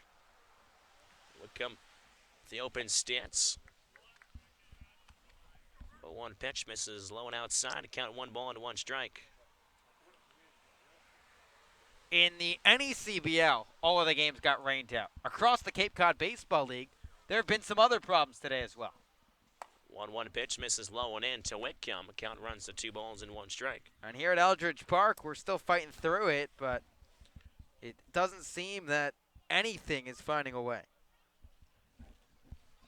Working from the windup, the 2-1 pitch. This is fouled off at home plate. The catcher Wells just take a breather as he looks like it might have hit him as the home plate umpire Rudy Fernbach will take a walk out and throw a baseball. Our glorious friend Stu Murray is telling us that Hyannis and Falmouth played to a 1-1 tie in 4 innings, and they called the game. I believe that's the second time this season, too, that Hyannis and Falmouth have tied. They tied through 10 innings, a 1-1 game, and now so far they're tied at 1-1. They called it the final through 4 innings. After 4. That doesn't make sense either. Combined of 14. 4 innings. 10 and 4 is 14. Divided by 7, you got 2 complete games. There you go. As Wickham fouls the 2-2 pitch over the third base side. The count remains 2-2. And Chatham and Brewster were called after 7. Now, there was probably a light concern at Stony Brook Field, but that was only called at 7:40 p.m., so you'd have to imagine the fog has played a part at Brewster. Harwich is in a 30-minute fog delay right now at Spillane Field. 2-2 pitch runs up and out of the zone on Wickham. Count runs full at 3-2. Clearly, something has not been communicated here at Eldridge Park.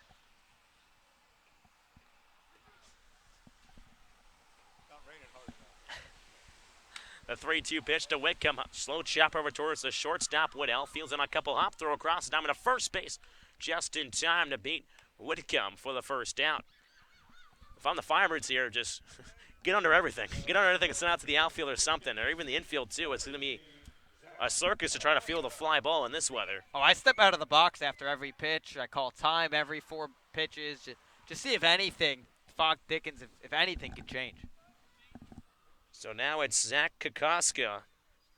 Reach bases last time out on a walk. First pitch. Off-speed misses down to the zone for ball 1. Thomas, I'm looking to the left and the right of us. It seems like we've lost 4 members of our immediate team as well. They have maybe headed for cover as the 1-0 pitch is hammered high in the air towards right field, but well foul as it bounces on the hill. Count 1-1 strike on Kokoska. A close call the first game of the season. Almost went over the right field fence. Just missed the foul pole by a couple feet or so. As the 1-1 pitch to Kokoska, fastball. This is the outside corner, 2-1. Nobody on, one out here in the bottom of the 5th inning. 9-1, YD lead. 2-1 is slapped the other way. Gets to the hole on the left side of the infield, past the outstretched glove of Riley Terrata in the left field for a base hit, and Zach Kokoska's aboard here with 1 out. As the Firebirds show a little life here. And again, there seems to just be a common theme across the Cape Cod Baseball League right now. Some fog outs, some fog delays, some rain going on, but at Eldridge Park, we're playing through it, and it doesn't make too much sense, but we're finding a way. I guess life goes on in New England and here on Cape Cod. Like the USPS, rain, snow, sleet. At Eldridge Park, things just go on. So Kokoska over at first base. With 1 down, first pitch to Murray sees Scotland out on the foul ground. As taking a look back is the first baseman, Samuelson, but it will bounce foul for strike 1.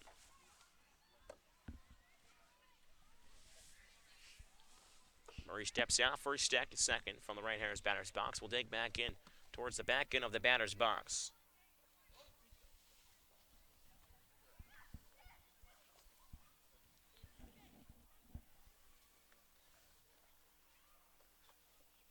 The 0-1 pitch hit on the ground up towards the middle. Waddell flips it on the second baseman. Can't quite corral it as Wyatt Young. Maybe some slippery conditions here. As Waddell flips it on Young, but just hits off the glove. And now the Firebirds have 2 men on with 1 down. And it looked like YD was ready to get out of the dugout, go home packing back to South Yarmouth with a victory after 5. But after the misplay on the double play, YD starting to experience some of the troubles Orleans had through the fog and the mist in the top half of this frame. So that goes down as a single. Okay, I don't know how that's a single. It is a single, but fielder's choice and an error somewhere. It's marked down as a single. Cape Cod, man. As Max trying first pitch, he sees it goes down the left field line for a base hit. Rounding third, heading towards home, it's Kokoska. And he'll be in, cruising in towards home plate. Murray holds up over at third base. Max Troiani, he's not a singles machine, but now a double machine. As he collects a double here in the home half of the 5th inning against the Firebirds. Another run here as an out trail 9-2. Okay, here comes Orleans, and you can see that the Firebirds are trying to find a way through this fog, and it's clearly impacting YD as well in this inning. The only problem for Orleans, if we complete this frame, that'll make it a complete game. hold your horses here. We might have something going with just one down. Runners on second and third. Josh Zamora from the right side. First pitch he sees. Fastball misses upstairs for ball one.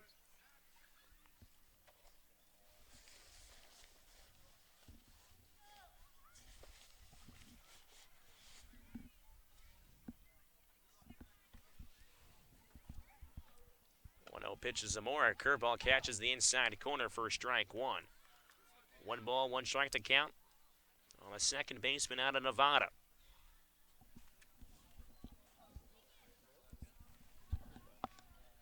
Murray's leading off at third base. Trying over at second. The 1-1 pitch. High drive out towards left field. Left fielder Campbell going back to the warning track and will make the catch just shy of the wall.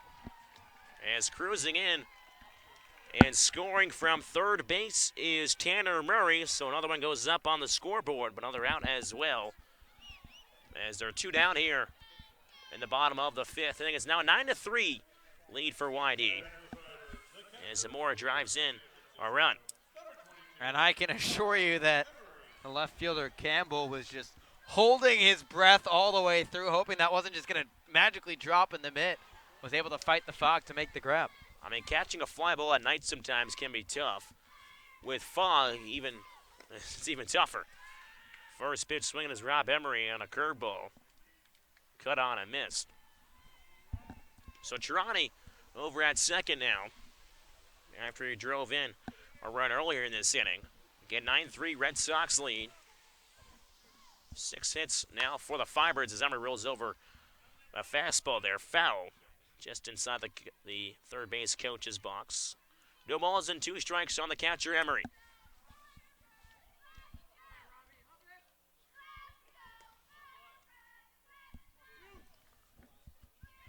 Triani with a healthy lead over at second base. Young trying to hold him on.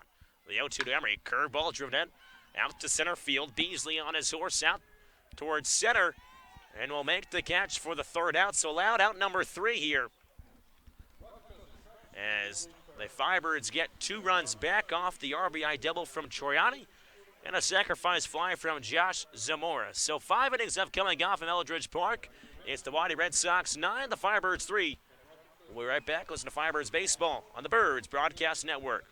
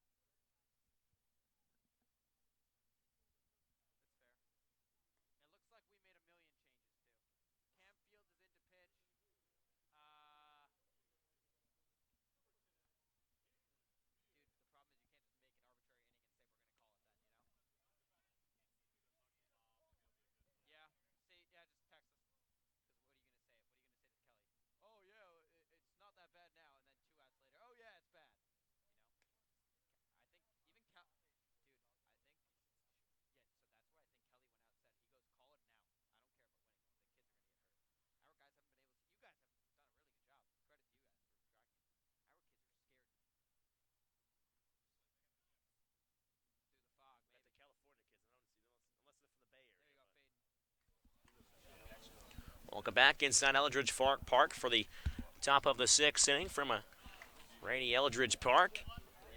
As it's been all Waddy Red Sox so far, they lead 9-3. Again, the 5-run first inning really catapulted the Red Sox into this lead. However, the Firebirds showed some life that last half inning in the 5th. They scored 2 runs, 1 off the double from Troiani, and then a sacrifice fly from Zamora. So Cam Field's a new Firebirds pitcher On the pitch, as he'll face Tirana, Wold, and Noah Campbell. He'll try to put down Noah Campbell, who just hasn't been stopped today. Working from the windup, first pitch from Fields, cut on and missed. First strike, one to Tirana. Tirana so far struck out, has grounded out. 0 for 3 today. As the 0-1 pitch from Fields over the top curveball. Just missed a little bit too high there. 1 ball, 1 strike. On Tirana, steps out from the right-hander's batter's box for a second, steps back in. 1-1 to Tirana. Gets a good piece of wood on that one, but fouls it away. Beyond the hill on the right field side. 1 ball and 2 strikes to count.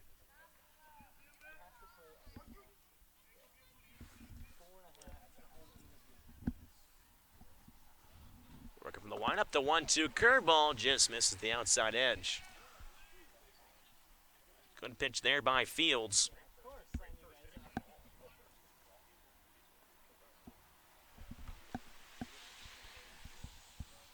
As a 2-2, fastball misses well upstairs to Tirana. Might have slipped on that one with the field conditions. 3 balls and 2 strikes to count on Tirana. Here to lead things off for the top of the 6th. Field set, kicks and fires. 3-2, excuse me, swing. That ball trickles up the first base line as Fields will field it, but foul. That ball hit off the lip, you know. Might have kicked towards the fair grounds as Tirana wasn't ready to run.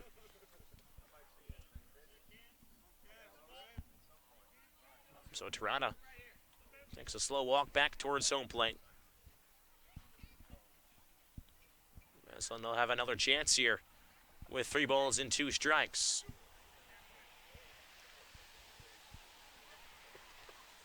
Fields takes a deep breath. The 3-2. Fastball once again is spoiled off and fouled above the hill. And they'll do it again and once more.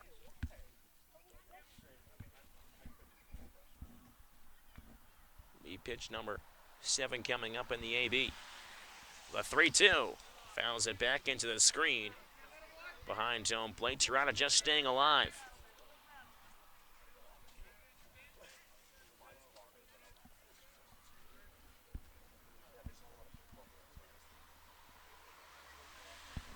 Tirana trying to record the 12th hit for the righty Red Sox. 11 hits, able to score 9 runs off of as the 9th pitch of the AB. Bounces in, scooped up by Emery, but ball 4 as Tirana's aboard with nobody down here in the top of the 6th inning. And Cam Fields has struggled on the mound for Orleans this summer, and this is a tough spot for him. Obviously, it's a big deficit for the Firebirds in this ball game, but pitching in the rain, pitching through the fog, and it's obviously been an emotional roller coaster at times tonight so far as well. First pitch fastball comes up and in on Jack Wold. Singled and scored back in the 5th. 3-run 5th inning by YD. Stretched their lead out. Now it's at 9-3 after the Firebirds scored 2 in the home half of that inning. Fastball outside corner, evens back up at 1 ball and 1 strike. Wold also delivered an RBI single back in the 1st inning to really get things going for the YD Red Sox. Again, part of that 5-run first. The 1-1 from Fields, that's a slow chopper. It's off the netting on the home tailgate on the first base side. Count is 1-2.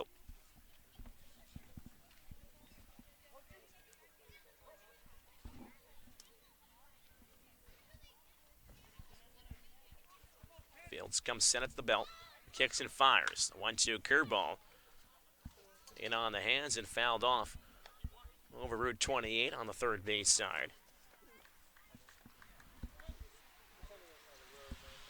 I think, Zinzi, if we get there for some post-game coverage, we might have some very interesting quotes from some players tonight about experiencing Cape Fog for the first time. The 1-2 pitch. This is a major league pop-up up behind home plate. Emery coming back towards the screen. Able to make the catch through the Orleans fog. Again, anything that could just get over this netting, we have to peek out from under the umbrella and try to see where it is, if it's coming at us or not.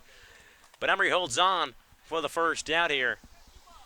Scotty Gage was scared of that. He tried running away. That was really scary. It's foggy. I can't see it, and I was off to the races. That was terrible. Get me out of here, man. Scotty likes to run. He likes to cook eggs and potatoes, and now he's trying a new salt diet. It's every game, dude. It's not that cool. So now it's Noah Campbell, who hasn't been stopped today. First pitch fastball at the letters for strike one. Now, Cam Fields pitched in that first game against the YD Red Sox, and Andrew Eister for YD couldn't be stopped that day, and Cam Fields was able to record it out against Andrew Eister, unlike any other Firebirds pitcher. Let's see if they can do that here against Noah Campbell. 0-1 from Fields, fastball check swing. Foul down the third base side, 0-2 on Campbell. And it's funny, the game that Eister had against Orleans, of course, in that ball game, went 3 for 4, hit a home run, triple shy of the cycle, and he's out of the lineup today here at Eldridge Park. You would have thought, put him and Campbell together. I mean, that's a deadly duo. Campbell with 3 stolen bases. You mentioned a similar line, home run and 2 singles, scored all 3 times. The 0-2 pitch to Campbell. This was in the dirt as he'll get past the catcher Emery and behind home plate as Terada advances towards second base with 1 down. Okay, that was a pretty funny exchange right there. Wild pitch that ran to the backstop, got past Rob Emery. The ball was soaked, had to get a new baseball. Home plate umpire Did you see that? Rudy Fernbach tries to throw it back to Cam Fields and bounced it in the grass, and Fields had to exchange it again. Looked like my first pitch earlier today. We're having some fun. Cape League baseball in June, man. It is something else. The 1-2 pitch from Fields.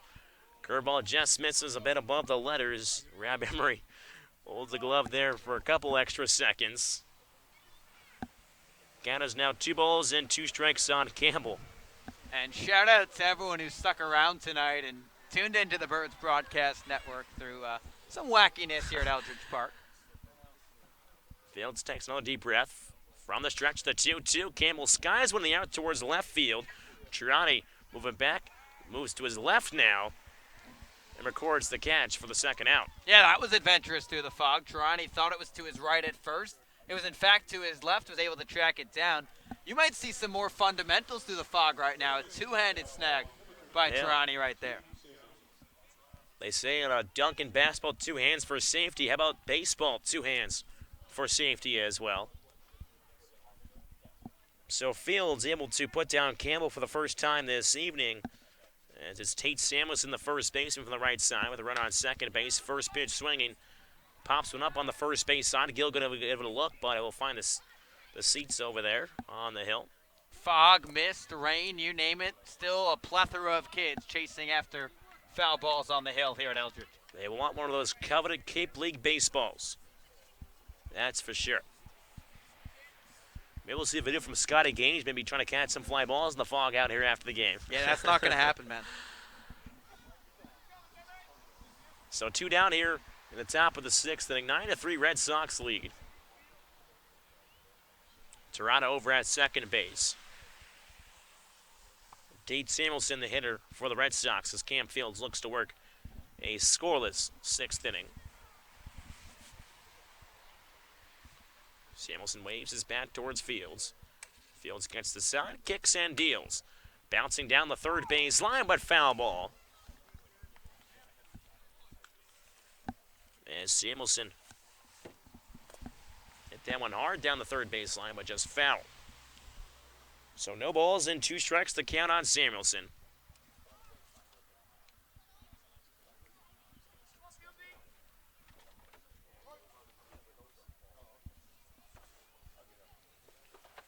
As he once again repeatedly waves the bat towards the pitcher, Fields. Over at second base is Terada. The 0-2 pitch. Fastball runs upstairs, count 1-2.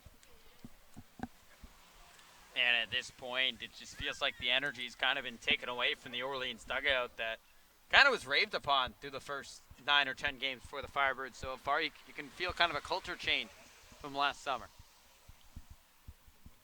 1-2 pitch from Fields. Curveball caught and miss, and Samuelson goes down swinging, and that's now the top of the 6th. Will end here at Eldridge Park. So no runs on no hits. No errors, but one left on base for the Red Sox.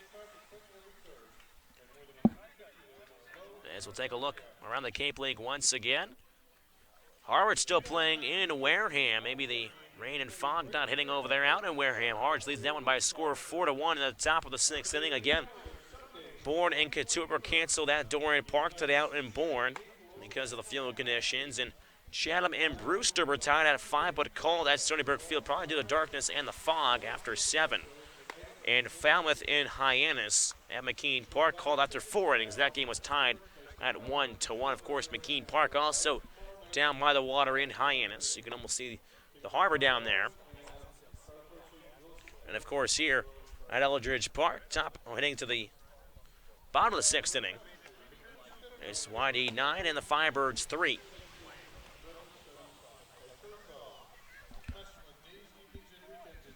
So we're going to step aside for a second again. Heading to the bottom of the 6th inning, 9-3. Firebirds trail the Red Sox.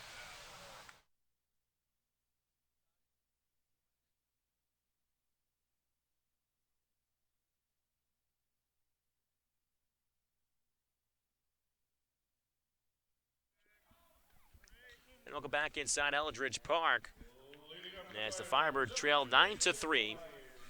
We'll have their hacks here. Ray Gill, Eddie McCabe, and Zach Daniels set to do battle against the Red Sox here. Ready matchup. First pitch to Ray Gill. That one's off the edge of the barrel.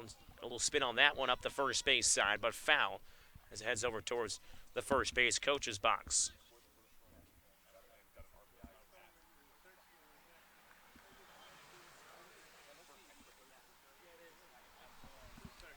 Eric Tolman, the pitcher, on the hill for YD. He pitched last inning as well for the Red Sox. 0-1 pitch to Gill. Hammers it right up the middle. Pass to diving shortstop Luke Waddell into center field. Waddell had a good beat on it, but just not long enough to get that one. And Gill is aboard to start things off in the bottom of the 6th inning. Yeah, and that's exactly what Orleans needed, just some leadoff base runners in later innings. They've still got 4 more innings to play with, you would think, here at Eldridge Park. And if Ray Gill swings the bat like that, Eddie McCabe can do the same. Firebirds were able to scratch across a couple in the last half. Well, in the last inning, I should say. Maybe they can do so again and chip at this 6-run deficit. So now it's Eddie McCabe, the shortstop out of Georgetown, with Gill leading off of first base. Tolman's first pitch, slow chopper towards the second baseman. Young only plays first base. Sidearm throw retires McCabe in time. And the game at Spillane Field has just gone final after 5 complete innings. It's a 4-1 victory in favor of Harwich. So the game at Spillane on the west part of the Cape called after 5 complete, and this is the only game still going on here on Cape Cod.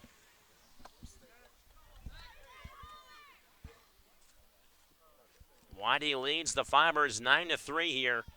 The bottom of the 6th inning, Ray Gill advances towards second on the ground out. As it's the 9-hitter, Zach Daniels from the right side facing the right-hander Tolman. First pitch he sees off-speed, misses down the zone for ball 1. Tolman out of Arizona State. Birthday was actually on June 3rd, so just before the Cape League season started here.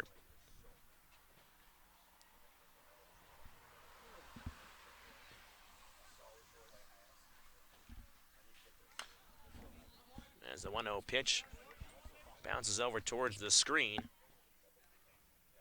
Count is 1 ball and 1 strike. That a similar birthday to that of Andrew Abbott, Orleans Firebirds junior southpaw out of Virginia. I'm sorry, that's actually not it. As the 1-1 pitch is rolled over foul.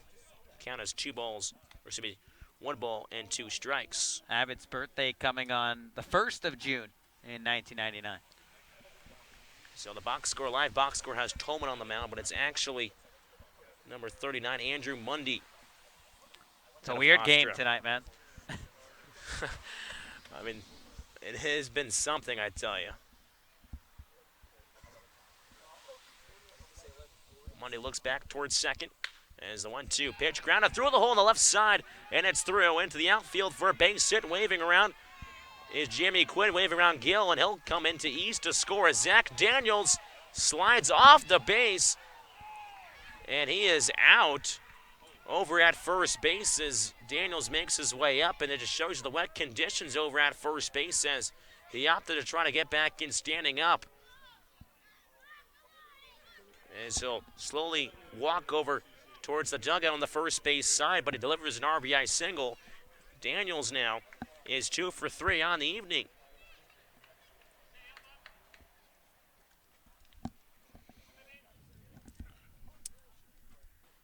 So there are 2 down here in the home half of the 6th. First pitch, leadoff hitter Wick comes in there for strike 1. So now it's a 9-4 Red Sox lead. Firebirds have chipped away now the last 2 innings. Scored 2 back in the 5th, 1 here in the 6th. Monday works for the windup now as the 0-1. Pitch misses down the zone. Countyman's up at 1 ball and 1 strike.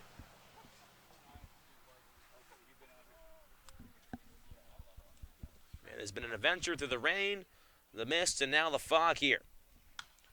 As the 1-1 pitch to Whitcomb is fouled up and out of play. Count 1-2.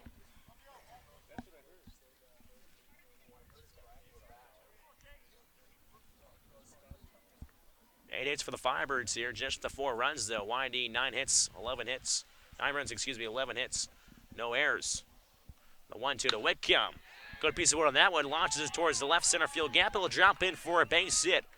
We'll take a turn around first base for a glance, and the Firebirds have a 2-out rally going on here in the 6th. Yeah, and if you think Kelly Nicholson's squad would go down without a fight in this ball game, you're awfully mistaken because Skip's got the boys revved up. The offense, ironically, has been better since the fog has set in, and Orleans might potentially, if this game somehow flips around, the Birds would kind of have the last laugh and say, hey, we wanted to call the game, you guys didn't, but we came out on top, but obviously still plenty of work to do for Orleans.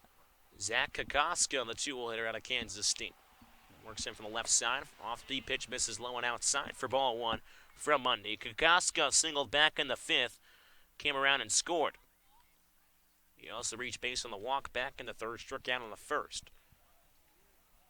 Monday glances over, shoulder at first base, comes set. 1-0 pitch, big cut on the miss by Kokoska. Another off-speed pitch there by Monday. Count 1 ball and 1 strike. That'll be something else if the Firebirds did find a way to get within a few runs or so. Obviously, I mentioned they scored 2 last inning, 1 here. We'll need a couple more to try to make it a little more interesting. The 1-1 from Monday. Kokoska, high drive out towards left field. Campbell ranging to his right. Stops at the wall at the warning track and will make the catch for the 3rd out. So a couple hard-hit balls in that inning for the Firebirds. They get another one on the board here. They trail 9-4 after 6. We'll be right back. Listen to Firebirds baseball on the Birds Broadcast Network.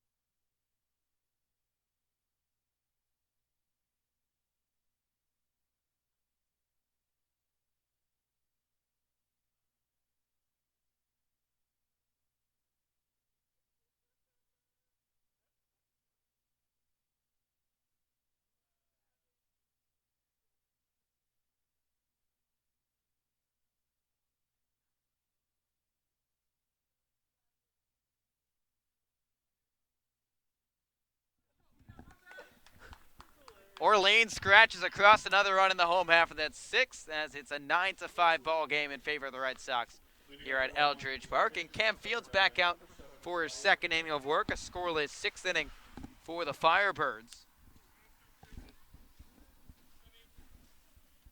It'll be Wyatt Young to lead off the frame. The first pitch, fastball swung on, hit to the right side, past the second baseman Zamora, into right field for a base hit. And Wyatt Young is aboard for the second time today, his second base knock. And the Red Sox with a leadoff base runner to open the seventh. Well, it seems like since the fog and the rain have come, the hits have just poured on here for both sides.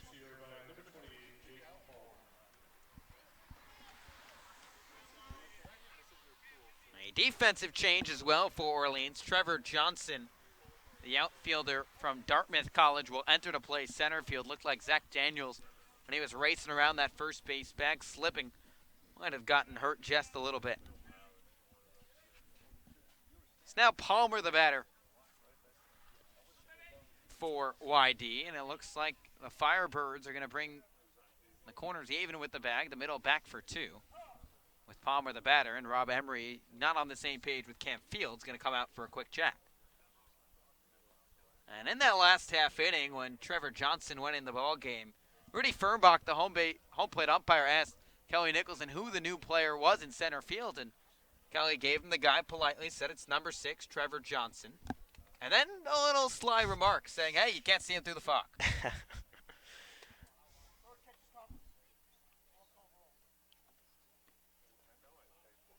Looks like a right-hander warming up in the Orleans bullpen as well, with Fields out there for his second frame.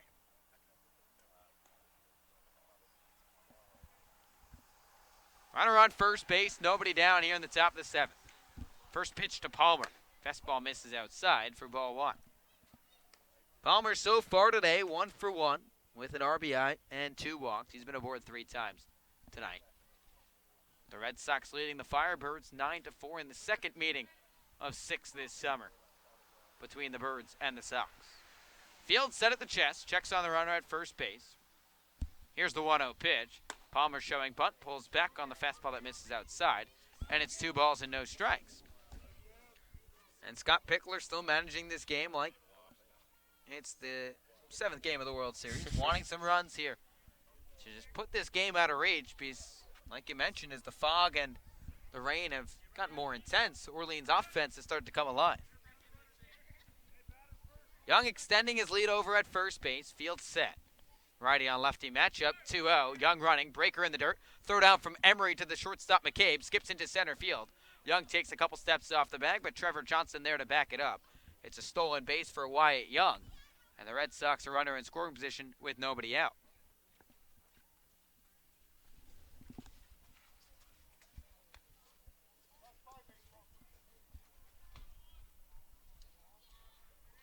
So YD just trying to pour it on and not take their foot off the gas pedal and put this game out of reach. With the 9-hole hitter, Jake Palmer back in for the left side. 2-1 the count. Young being held on at second base by Eddie McCabe. Here's the 2-1 from Fields. Palmer shows bunt, pulls it back on the fastball up and outside. And it's 3 balls and 1 strike.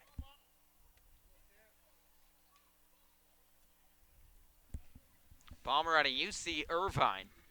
Picked up his first official Cape Cod Baseball League hit tonight. Started this summer 0 for his first 6. Obviously, you never want to see anyone struggle like that here on the Cape.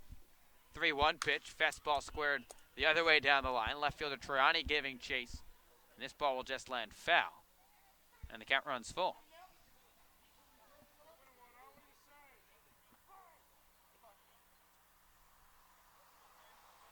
Palmer's older brother Grant played for the Anteaters as well. Wrapped up his collegiate career back in 2017. A kid that was highly touted out of California. Hit 548 his senior season out in Cali.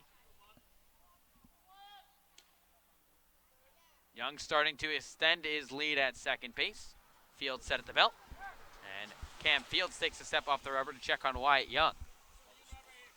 YD 9, Orleans 4 here in the top of the 7th inning at Eldridge Park. We talked about the size advantage earlier for Cole Wilcox facing Wyatt Young. How about Cam Fields out there? He's got some height as well for the Firebirds. 6'4", 196-pound hurler. Payoff pitch, breaking ball, and the bat goes flung and flying near the Orleans dugout into the protective netting, and looks like a couple kids are going to try and find a way to squeak the bat through the netting. But nonetheless, it's out number one. Why chase a ball down when a bat comes out the backside of the dugout? Trying to grab one of those things is when the ball boys will try to dislodge it from behind. This is comical, too, because now Kelly Nicholson is having a conversation with Jake Palmer. Kelly's like, hey, isn't it wet? We're going to hear comments from Kelly. I'm sure if Scotty interviews him or Alec or one of us interviews him after the game. I don't think anyone's going to go near Skip after this game. I would love to chat with Skip. I would love to chat with Skip on his thoughts about the weather. The guy who would be perfect for this situation, we'll shout him out, is Chris Constantine, former Orleans Firebirds assistant coach, now in the Los Angeles Angels organization. CC, as they like to call him. CC. Young's aboard at second with one down here in the top of the seventh. A 5-run cushion for the Red Sox. Righty-on-righty matchup. First pitch from Fields. Fastball misses upstairs for ball one. Bradley Beasley, who made quite the play in center field a couple innings ago, battling the fog to track that baseball down in deep center. He's making his Cape Cod Baseball League debut tonight. 1-0 pitch. Fastball spiked in the dirt, knocked down by Emery. Young danced nearly halfway down the baseline towards third, but scampered back when Emery came out to shoot.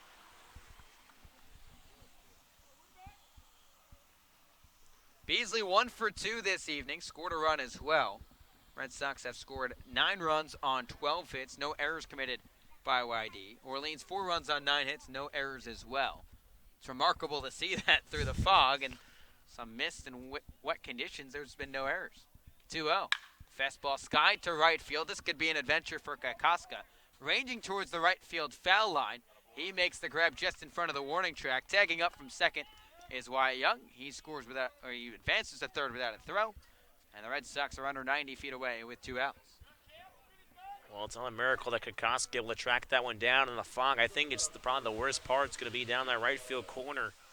Just from what you can see past the fog over the fence, there's not much down that right field corner.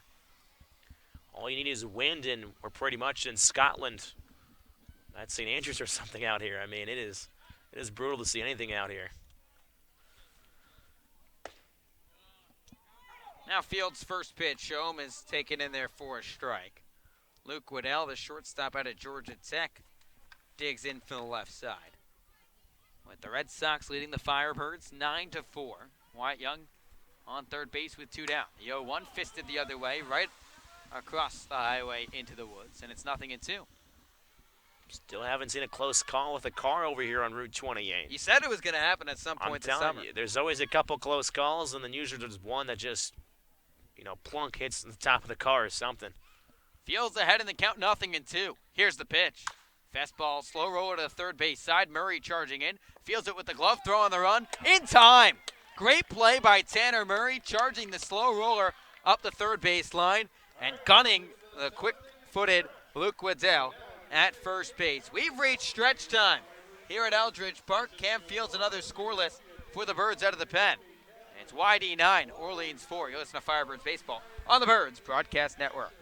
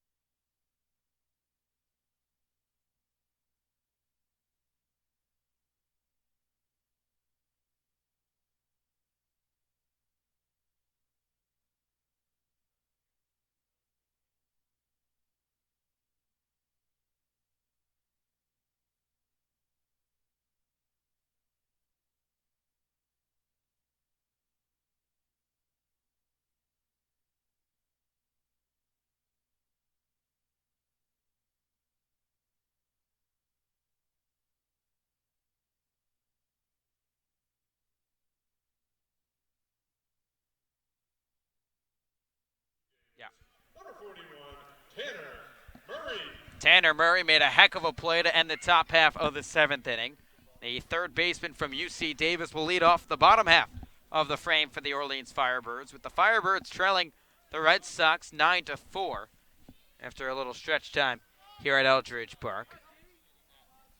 New pitcher into the ball game for the Red Sox. It's Ryan Moore on the hill for YD. Righty on righty matchup. Here's the first pitch home. Fastball that misses inside for ball 1.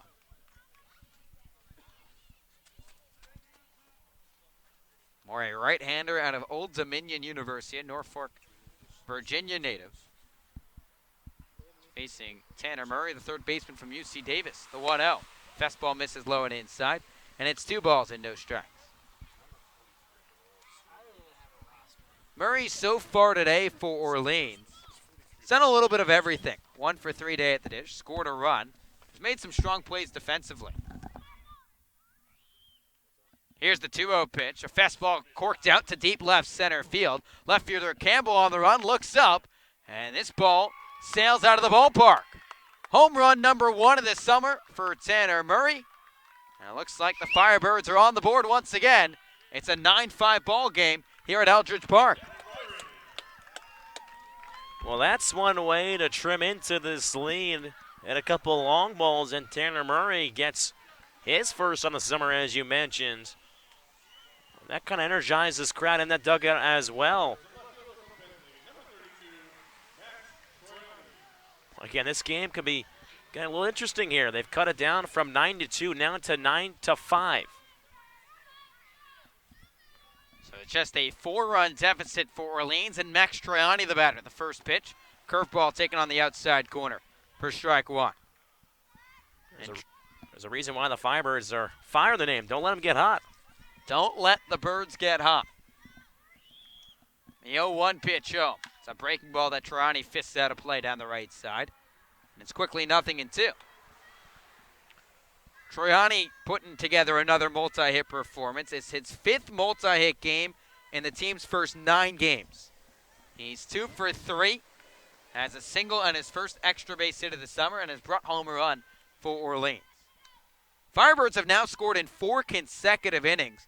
They got 1 in the 4th, 2 in the 5th, another in the 6th, and 1 to start the 7th. Here's the 0-2 pitch. Fastball taken on the outside corner, strike 3. Troiani just slams the bat on the right foot, and there's 1 away.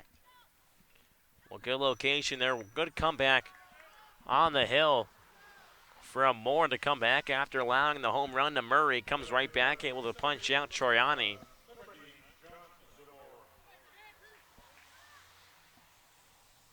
It's now Josh Zamora the batter, and he's had his fair share of home runs to start the summer as well. First pitch to Zamora, curveball that misses outside for ball 1. And it's YD, a 9-5 lead over Orleans with 1 away here in the bottom of the 7th. And Zamora out of Nevada. 0 for 3 tonight with a strikeout. Here's the 1-0. Curveball that nips the outside corner. And it's 1-1. It's more down to $1.72 to start the summer. Kid who hit well above the 300 mark this past season at Nevada. Here's the 1-1, a breaking ball that misses low, and the count's 2 balls and 1 strike. This is the part of the lineup Orleans wanted up. It was 3-4-5 2 up in the frame. Tanner Murray left the yard with a solo shot. Righty on righty matchup. Hurler working on the bump. Standing tall from the first base side, the 2-1. It's a fastball cut on and missed by Zamora, and it's 2-2. Well, Zamora heading the count of 2 balls and 1 strike. Really wanted that one. Got the fastball he wanted.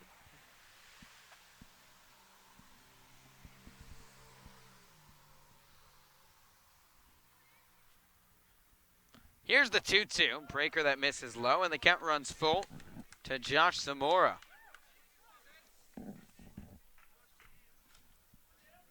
And if Zamora can reach, Rob Emery would dig in with a runner on base. It's just a 4-run deficit for Orleans here in the 7th. Payoff pitch. Breaking ball misses low and outside, ball 4. So Zamora reaches base, and now Emery going to take some hacks for Orleans. And the way that this Firebirds lineup is constructed tonight, there's a lot of pop at the bottom. Ray Gill, Eddie McCabe back in the lineup after missing a few games due to some minor injuries. And Kelly not trying to put too much pressure on him and just insert him towards the bottom. And that's exactly right. It's obviously Daniels is out of the game now, but Zach Daniels in the 9-hole spot. You're exactly right. That bottom part of the order does have a lot of pop and can provide some offense. First pitch to Rob Emery, a breaking ball that misses outside for ball one. It's Yarmouth Dennis 9, Orleans 5, with a runner on first base and a one down here in the 7th. Started as a 5-0 lead for YD after the first. Tacked on another to make it 6-0. Here's the 1-0. It's a fastball that misses low, and it's 2 balls and no strikes. Orleans was down by as many as 8 runs in this ball game. They've cut that in half at the moment. And now Scott Pickler's going to come out and have a word with his right-hander. There is some action, it looks like, down in the Whitey bullpen. And we'll see if Pick makes the move in his 22nd season. He extends the right arm to the pen, looking for win number 500 tonight in his elusive career. And he will make the call to the bullpen with a runner on first base and one down here in the 7th, with the Red Sox leading the Firebirds 9-5. You listen to Firebirds Baseball on the Birds Broadcast Network.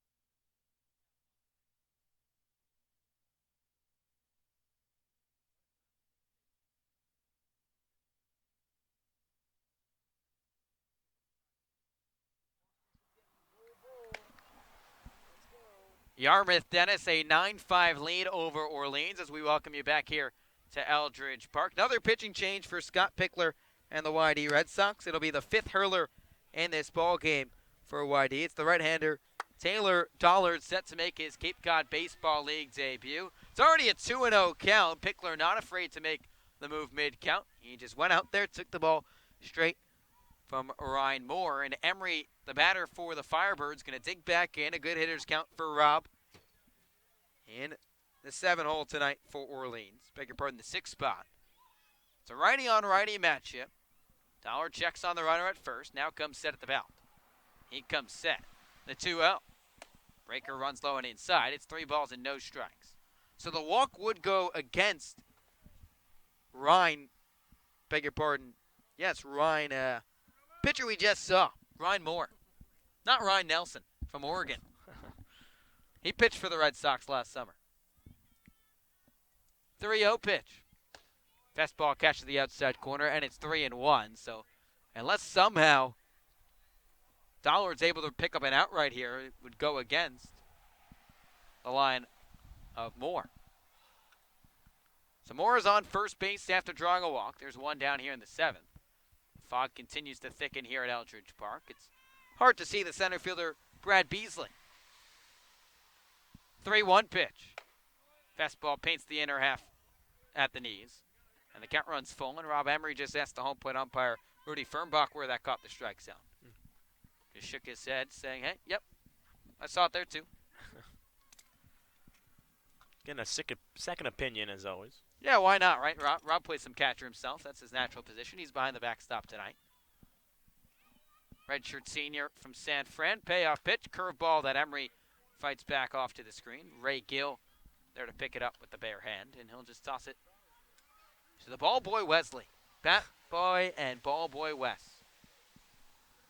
Never thought his name was going to get on the broadcast. I'll have to tell him to tune in to the 7th inning later. Yeah, they'll have to catch the 7th inning and a 3-2 count with one out, with the Firebirds trailing the Red Sox 9-5. Dollard set at the belt. Here's the payoff pitch. Fastball misses outside, ball 4. Second walk of the inning for Orleans, and don't look now, but the tying run is on deck for the Firebirds. So if Gill can find a way to reach base, the tying run would come to the plate. And we both mentioned earlier about the lineup in the pop. Well, here's a guy right now already has a home run. He actually homered back at YD. Now there's a chance here to try to keep the momentum moving towards the Orleans direction. Firebirds have now scored the last 4 innings. Righty on righty matchup. The first pitch, a breaking ball that Gill lunges at and fights it off behind the screen for strike 1.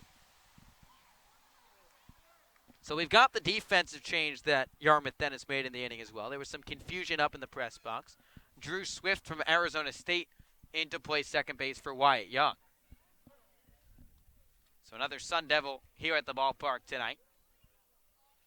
I'll get in for some defensive action for the Red Sox. Runners on first and second with one away. The 0-1 to Gill. Fastball runs in on the hands. Gill just shoots him back towards the hip, and it's 1-1. Talked about going to tell a great story the next time Ray Gill came to the plate. Why not tell it here? We talked about the rain and the fog. University of Miami, the Hurricanes, as many people know. The 1-1 to Gill on its way. Fastball catch to the outside corner, and it's 1-2.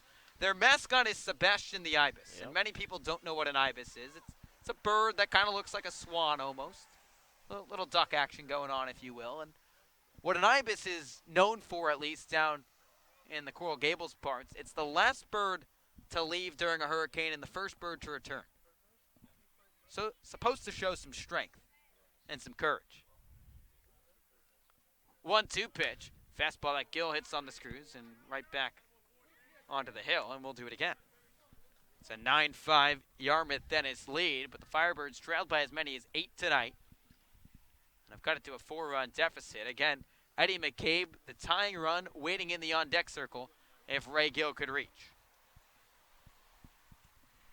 It's Emery on at first. Zamora leads off of second base. Swift keeping him on just a touch. Dollard set.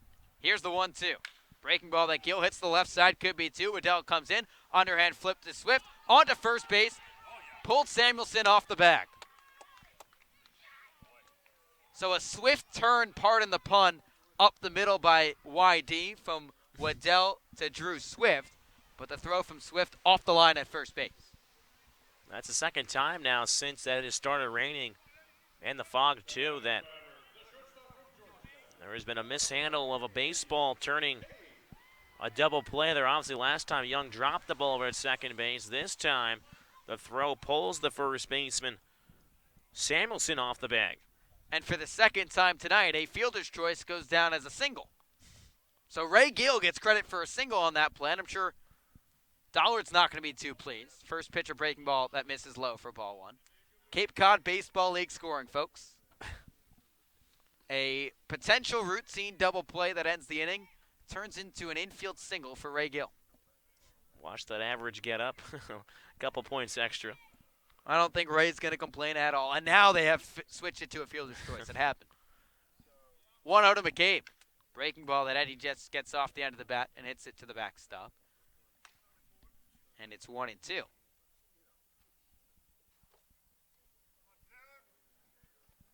Firebirds trail by 4 runs here in the 7th. They've got runners on the corners with 2 outs.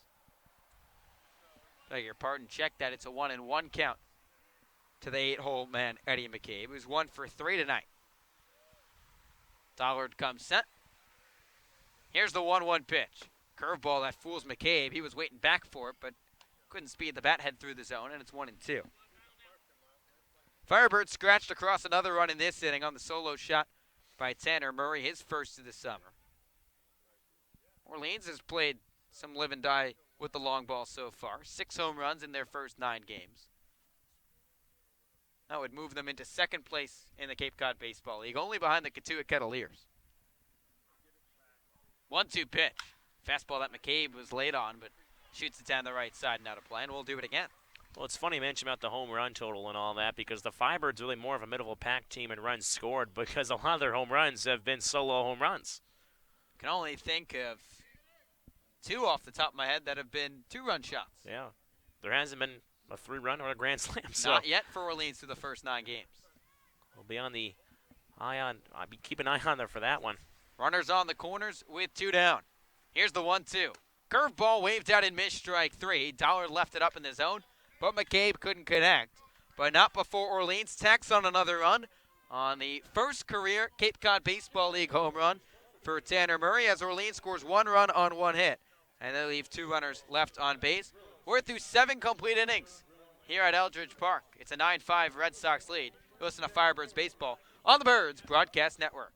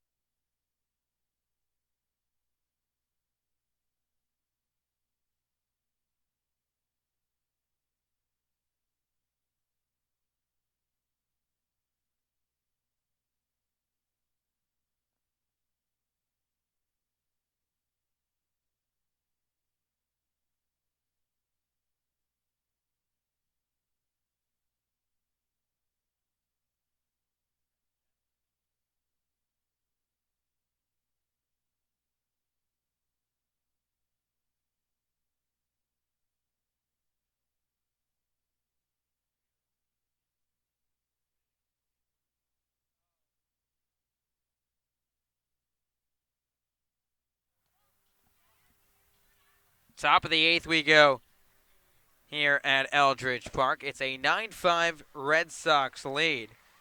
The Firebirds starting to put together the offense. They have scored in 4 consecutive frames. And Michael Hobbs, the new pitcher, into the ballgame for the Firebirds after 2 strong innings by Cam Fields out of the pen. Fields threw 2 scoreless, only surrendered 1 hit, walked 1, and struck out 3. Eric Pagani going to pinch hit here for Austin Wells. So an interesting move by Scott Pickler to take out arguably his best hitter in the lineup. Just a 4-run contest. Righty on righty matchup. First pitch to Pagani, misses upstairs for ball 1. And Austin Wells, the pride of the University of Arizona, finishes the day 0 for 2 with a pair of walks. cemented himself as one of the best prospects in next year's draft.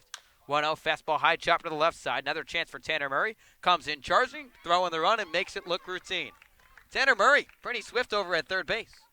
He caught that ball in the thickness of the fog up before. Start away from the inside of the grass over towards third base and caught the fly ball. Made a nice other player early in the game as well now. Making these ground balls that are choppers and throws on the run make them look a little too easy out here. So now there's one away here in the top of the 8th. The batter is Riley Terada, the first pitch, a fastball called strike 1. Michael Hobbs on the mound, making his 4th appearance of the summer. Pitched 4 days ago against the Bourne Braves. Righty on righty matchup, the 0-1, a curveball that misses up and away. And the count's 1-1. Hobbs, 3 innings pitched so far for Orleans, has not surrendered an earned run. Pitched against the Red Sox earlier this season, a scoreless frame out of the pen as well. Right-hander from St. Mary's rocks and fires, 1-1, runs inside, almost clips Terada, and it's 2 balls and 1 strike. West Coast Conference second team selection. And 22 appearances out of the St. Mary's bullpen and racked up 7 saves along the way. Here's the 2-1 pitch. It's a fastball that tails outside, and the count's 3 balls and 1 strike.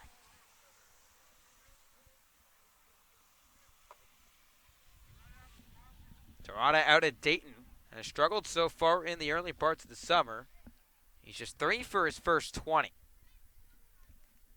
Here's the 3-1. It's a fastball cut on and missed. A hard hitter from Hobbs that Terada couldn't catch up on, and the count runs full. 9-5 in favor of YD here with 1 away in the top of the 8th at Eldridge Park. Payoff pitch coming from Hobbs. Breaker drops in there, strike 3. Hobbs was sitting pretty with the heater and dropped in a curveball on a 3-2 count and froze Terada for his first strikeout of the night. Got to credit Rob Emery, the catcher, as well, and Hobbs to go with that pitch sequence. Changing speeds is always important. Goes to the fastball, chain the eye level as well. Work on the outer half of the plate and then go back to the inside corner with the curveball. Pretty pitch there. Now Jack Wold, the hitter, the first pitch. A breaking ball that Wold checks his swing on. They'll appeal it out to third base. He did not go. That might have even caught the strike zone without a swing. Looked awfully close again. Second pitch tonight, we both thought that. A sharp breaking ball from Michael Hobbs in the frame. The 1-0 pitch. Fastball misses up and away, and it's 2 balls and no strike. 9-5 deficit for the Orleans Firebirds, with Wold putting together a show for the Red Sox. 2 for 4 this evening with 2 runs scored. Sporting the no batting gloves look from the left side, waving the all-black bat over the left shoulder. Hobbs out of the winds-up, the 2-0. Fastball fisted into shallow center field. Second baseman Zamora going out. Johnson coming in. Johnson lays out but can't make the grab. That ball hung up in the air for quite some time. Johnson couldn't get there through the fog. It bloops down for a Texas League single. Well, interesting decision by Wolf to go with the no batting gloves in the rain and everything. We've already seen one bat be lost with batting gloves, but Wald able to muscle one out towards center field, and why do you have a base runner on with 2 outs?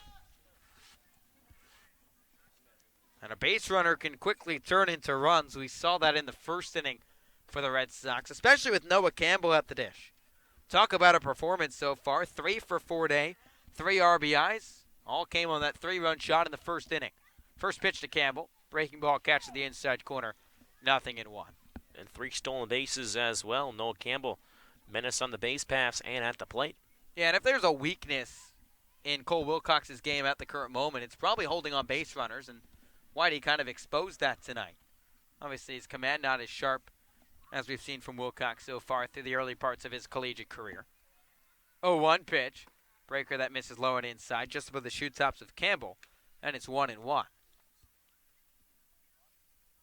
Red Sox have scored 9 runs on 13 hits, no errors for Whitey. For Orleans, it's 5 runs on 10 hits, and no errors as well.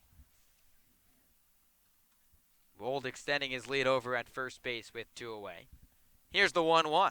It's a fastball chopped to the first base side. Raymond Gill scoops it in foul ground, and it's 1-2. and that ball was hugging the first base line. Gill, right-handed, extended the left glove on the right side of the first base line, and that ball was right up the line, but was just a couple inches right. Yeah, having some fun right Gill over at first base with some of his teammates over in the dugout on the first base side. Ray, not a natural first baseman either. He's really a third baseman.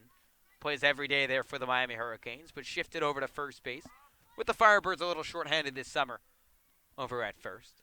The 1-2. Breaker that's tipped back up to Ray, knocks the baseball down in fair territory, slips, but recovers and takes it to the bag himself, and the side is retired. So Raymond Gill receives an ovation from the Orleans dugout as he walks off the field. And a scoreless inning out of the pen for Michael Hobbs. Make it 3 consecutive shutdown frames for the Firebirds out of the bullpen. As we'll head to the home half of the 8th, Orleans still with a little bit of work to do. It's a 9-5 YD lead. Listen to Firebirds baseball on the Birds Broadcast Network.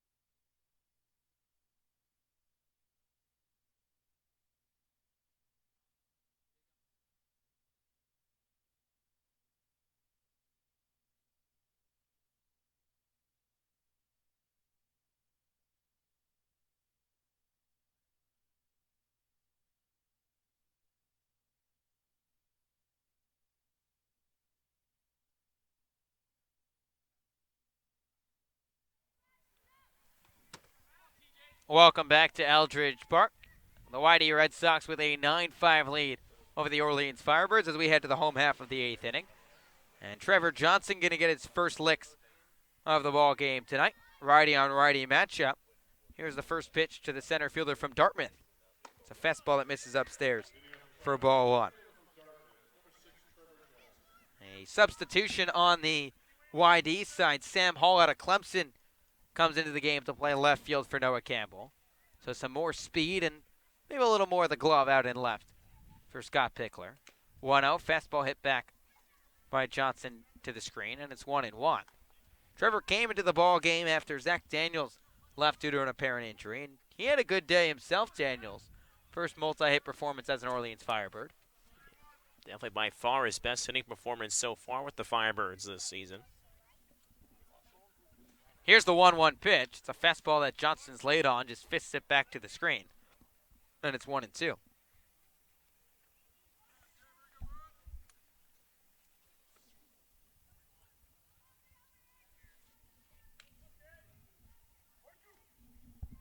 So Johnson in the 9th spot. The leadoff man, Shea Whitcomb, awaits on deck. Kelly Nicholson, a couple pinch hitters tonight with a limited bench, but it's paid off. The 1-2, curveball that fools Johnson, strike 3. A nasty hook from Dollard on the mound. He picks up his first K, and there's one away.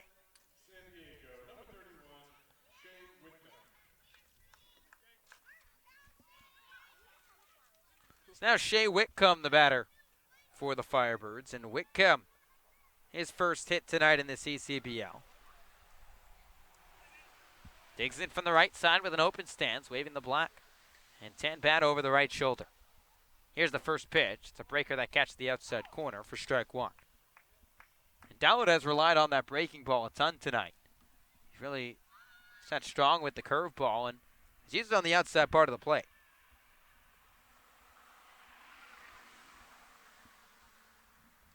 He's set with the left foot extended down the mound. The 0-1, a breaker that misses low and outside. And it's 1-1. Silver lining for Orleans is they've got the heart of their lineup coming up at some point in this ball game. They got their leadoff man Whitcomb in from the right side right now with one away in the 8th. Trailing by 4 runs after at one point it was an 8-run deficit. 1-1, a breaker that catches the inner half, and it's 1-2. Zach Kokosko is waiting in the on-deck circle for the Firebirds, the right fielder from Kansas State. But plenty of punch in this Firebirds lineup tonight. And Orleans can probably get another run on the scoreboard here. Here's the 1-2. It's a fastball on the outside corner, strike 3. Dollard, a hard heater that caught the outside part of the zone at the knees of Whitcomb, and there's 2 away. So Firebirds down to their final 4 outs in this game. You figure they're down 4 runs right now. You at least got to get at least another 1 or 2 here, even though there's 2 outs. Just got to try to muscle any runs you can in the rest of this inning to make it just a little more interesting in the 9th. Kelly Nicholson just kept preaching in the Orleans dugout that, hey, just keep chipping away, and one swing of the bat could change this ball game. Zach Kokoska now the batter, a righty on lefty matchup, the lone left-handed swinger in the lineup tonight for the Firebirds. The first pitch, fastball that nips the inside corner for strike 1. Kokoska, a late addition to the lineup. Jordan Lala, the center fielder from Miami, was supposed to start in straightaway center. It was supposed to be Daniels in right. But Lala, a late scratch, and Kelly Nicholson posted a new lineup on Twitter. Rarely will you see that. 0-1, a breaker that nips the inside corner. It's 0-2. Heavy diet of breaking balls to Zach Kokoska in this AB so far, and he's struggled with some breakers from time to time in the early parts of the season. Red Sox a 4-run cushion here in the 8th inning with 2 away. Dollard comes set at the belt. Here's the 0-2. It's a fastball that just missed outside, and it's 1-2. Tanner Murray awaits in the on-deck circle. If he would get the opportunity in this frame, it is first Cape Cod Baseball League home run his last time up. All the way through the fog over the 350 sign in left center field. Here's the 1-2. Fastball that backs up Kokoska, and it's 2-2. Firebirds coaching staff not quiet at all tonight despite being down by as many as 8 runs. Big time encouragement from Kelly Nicholson and Coach Eigebrot in the first base side. Here's the 2-2. It's a fastball fisted the other way, tailing towards Route 28.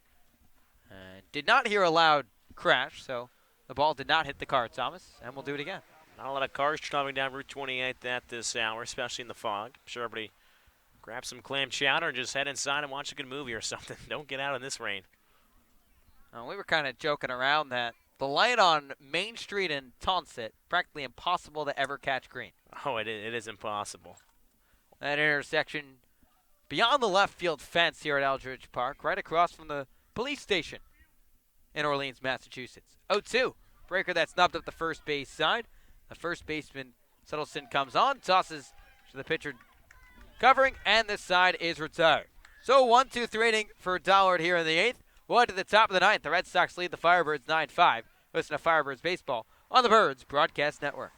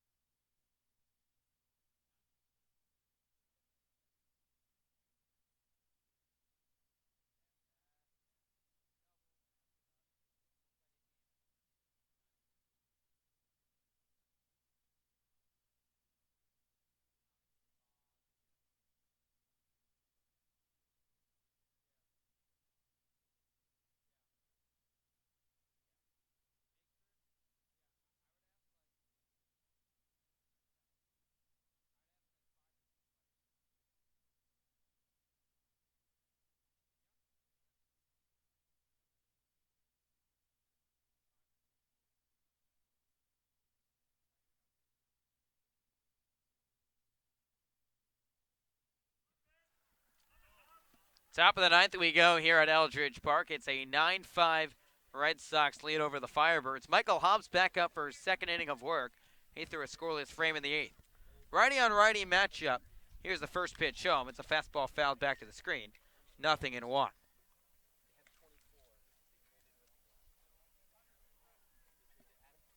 Samuelson, the batter for the Red Sox, to lead off the frame. It's 7, 8, and 9 in this YD lineup. Tate Samuelson recorded the last out to end the bottom of the eighth on the 3-1 putout.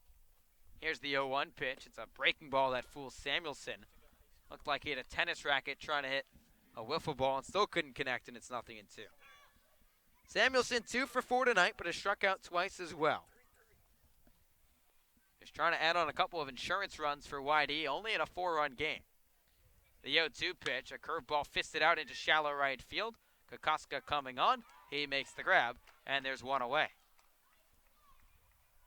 I'm sure we'll hear post-game from a couple of the Birds about their experience in the fog at Eldridge Park and if they've played in it before and what it was like tonight. I'm sure our ace reporter, Scotty Gaines, will be all over that.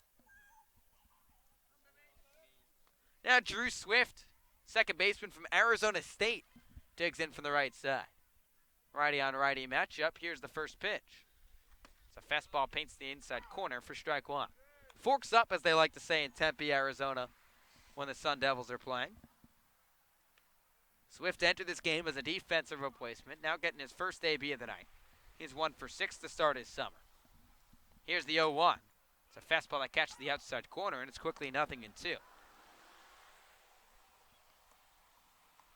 Swift missed 3 weeks this past season at Arizona State due to an injury. Still played in 47 games. Batting .265 for Tracy Smith and the Sun Devils. Hobbs working out of the windup. Gets the sign from Emery. And the 0-2. It's a fastball that just missed up and away. And it's 1-2. And Swift thought that Hobbs was taking his time. Kept lifting the right hand back to Rudy Fernbach behind the dish. Asking to grant a timeout. But never came. 1-2 on its way. It's a curveball that backs up Swift. Almost hit him on the stirrups on the left leg. And it's 2-2.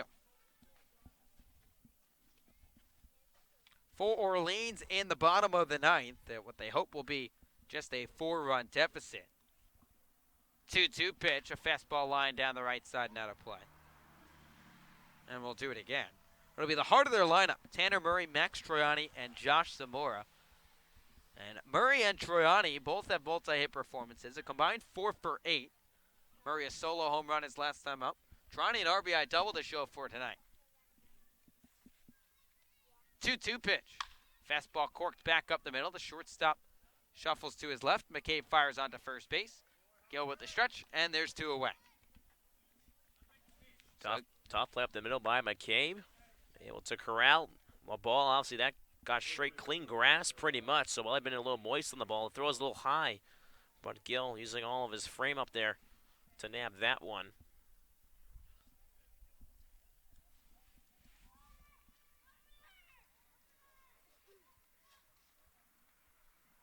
So now that'll bring up the 9-hole hitter for YD. It's Jake Palmer. The first pitch home is a fastball that's slapped the other way and out of play for strike one. Firebirds trail by 4. It's a 9-5 deficit for Orleans in the 9th inning. Palmer 1 for 2 tonight. A couple of walks as well. Here's the 0-1. It's a curveball hit right back up the middle, off the right leg of Hobbs. It bounces back in front of him on the first base side. Bare hands it with the right hand and throws over to first base to retire this side. So Michael Hobbs, 2 strong innings out of the bullpen for Orleans, but the Firebirds are going to need their bats to try and extend this game here at Eldridge Park. Tanner Murray, Max Troiani, and Josh Zamora 2 up for Orleans, with the Firebirds trailing the Red Sox 9-5. Listen to Firebirds Baseball on the Birds Broadcast Network.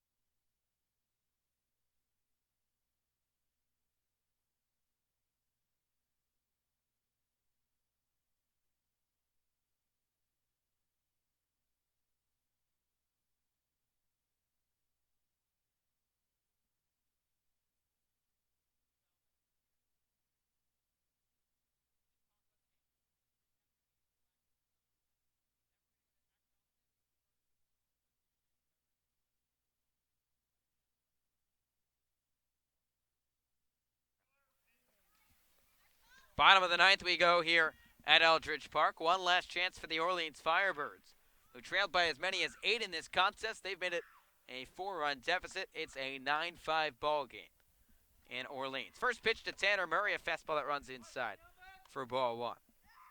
Murray, a solo home run in his last at-bat, hit it into the Whitey bullpen in left field. Righty on righty matchup with Dollard still out there for the Red Sox. Here's the 1-0, fastball that runs inside, and it's 2 balls and no strikes. They'll peel down to first base, and they're going to say Murray went around. So Fernbach glanced down towards first, trying to get the call, and didn't look like Murray swung too much there. Kelly gave a nice glance over first base umpire. Kelly's had a lot of fun with the umps tonight, hasn't he? Here's the 1-1. It's a fastball that's popped to the right side. This runs out of play, and it's 1-2.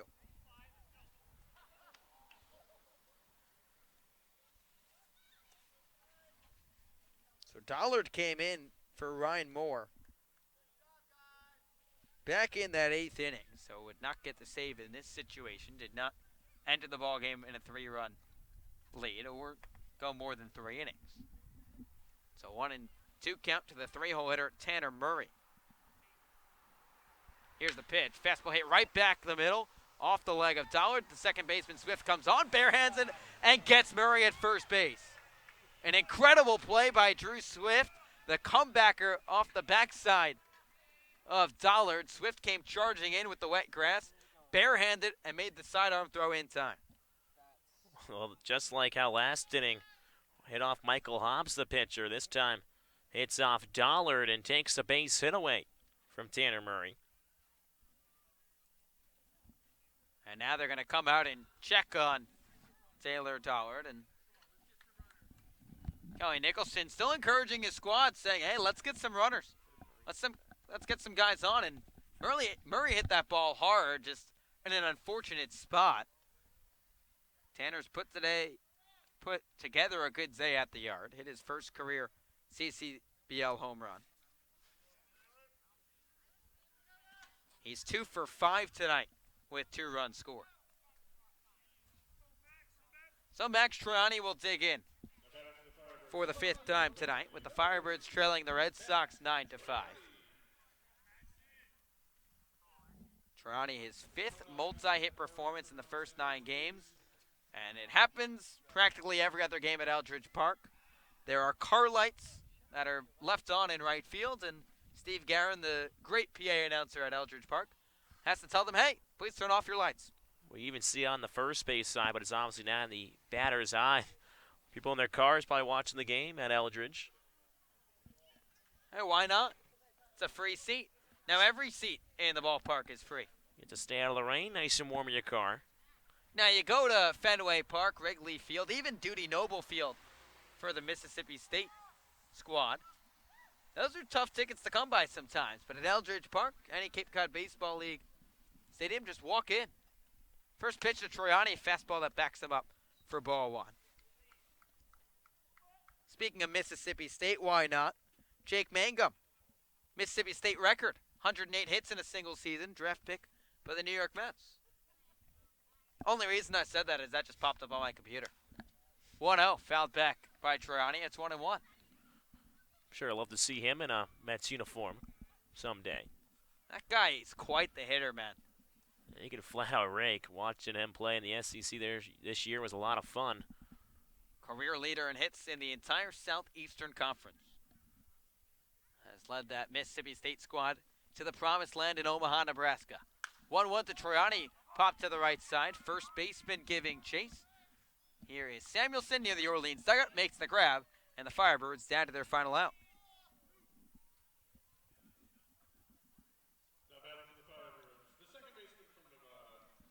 So Josh Zamora, the last hope for Orleans, but Firebirds need a little more than that. It's been a good fight tonight from this Orleans squad. They went down by as many as 8 runs in this ball game. They were trailing 9-1 here at Eldridge Park after the top of the 5th, and we thought the game might get called for fog at that point. We've played through it with the fog still thick in the outfield. First pitch to Zamora, fastball that misses outside for ball 1. Firebirds scored 2 in the 5th to respond, 1 in the 6th, and another in the 7th, but have been shut down since. It's a 9-5 Red Sox lead in the second of 6 meetings this summer between YD and Orleans. Righty on righty matchup. Dollard set. Takes a deep breath. The 1-0. Fastball misses low, and it's 2 balls and no strikes.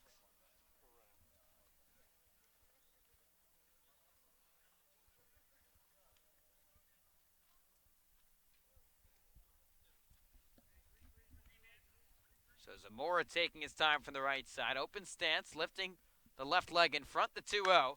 A fastball sky down the right side out of play, and it's 2-1.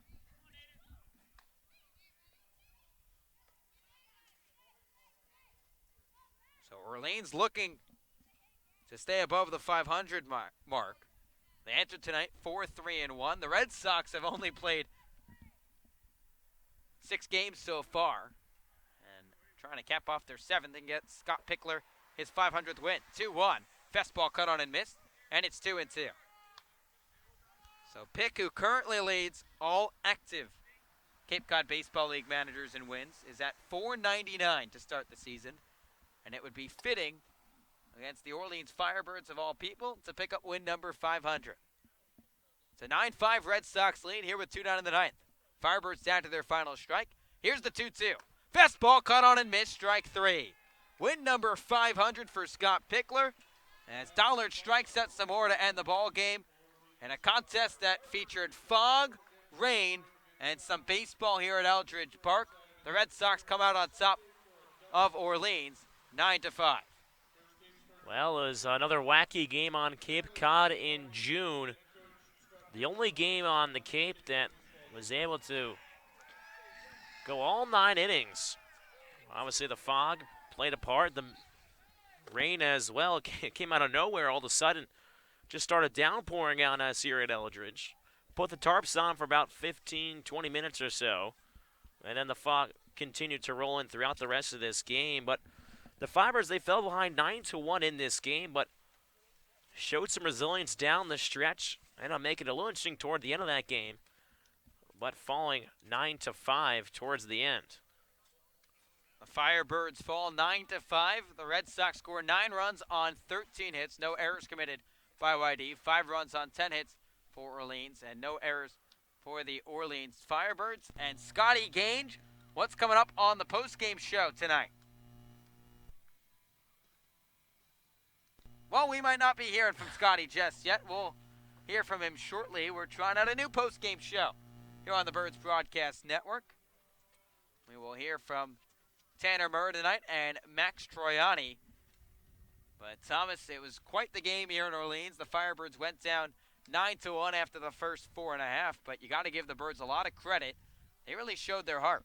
Yeah, honestly, I think that Kelly Nicholson, the big takeaway from this game is going to be, well, my team didn't go down without a fight, putting 4 runs on the board throughout the rest of this game. They obviously scored first run in the 4th, 2 in the 5th, 1 in the 6th, and 1 in the 7th. You know, if it wasn't for the 5 spot in the first inning, Firebirds would have won this game, or even just allowing 1 or 2 runs. But Waddy jumped on the Firebirds early in this game and often, and that put it out there up 6-0 at one point. So it looks like our sideline man, Scotty Gange, is in position. He's with the Birds ball of the game. Scotty, let's send it over to you, fella. Thanks, guys. Tanner Murray, first off, congratulations to your first home run here in the Cape Cod Baseball League. I have to ask you, with the fog out there, did you know it was over the fence? Me? No, I did not. I hit one similar in Bourne that hit the fence, so I hit it and I was hard out the box.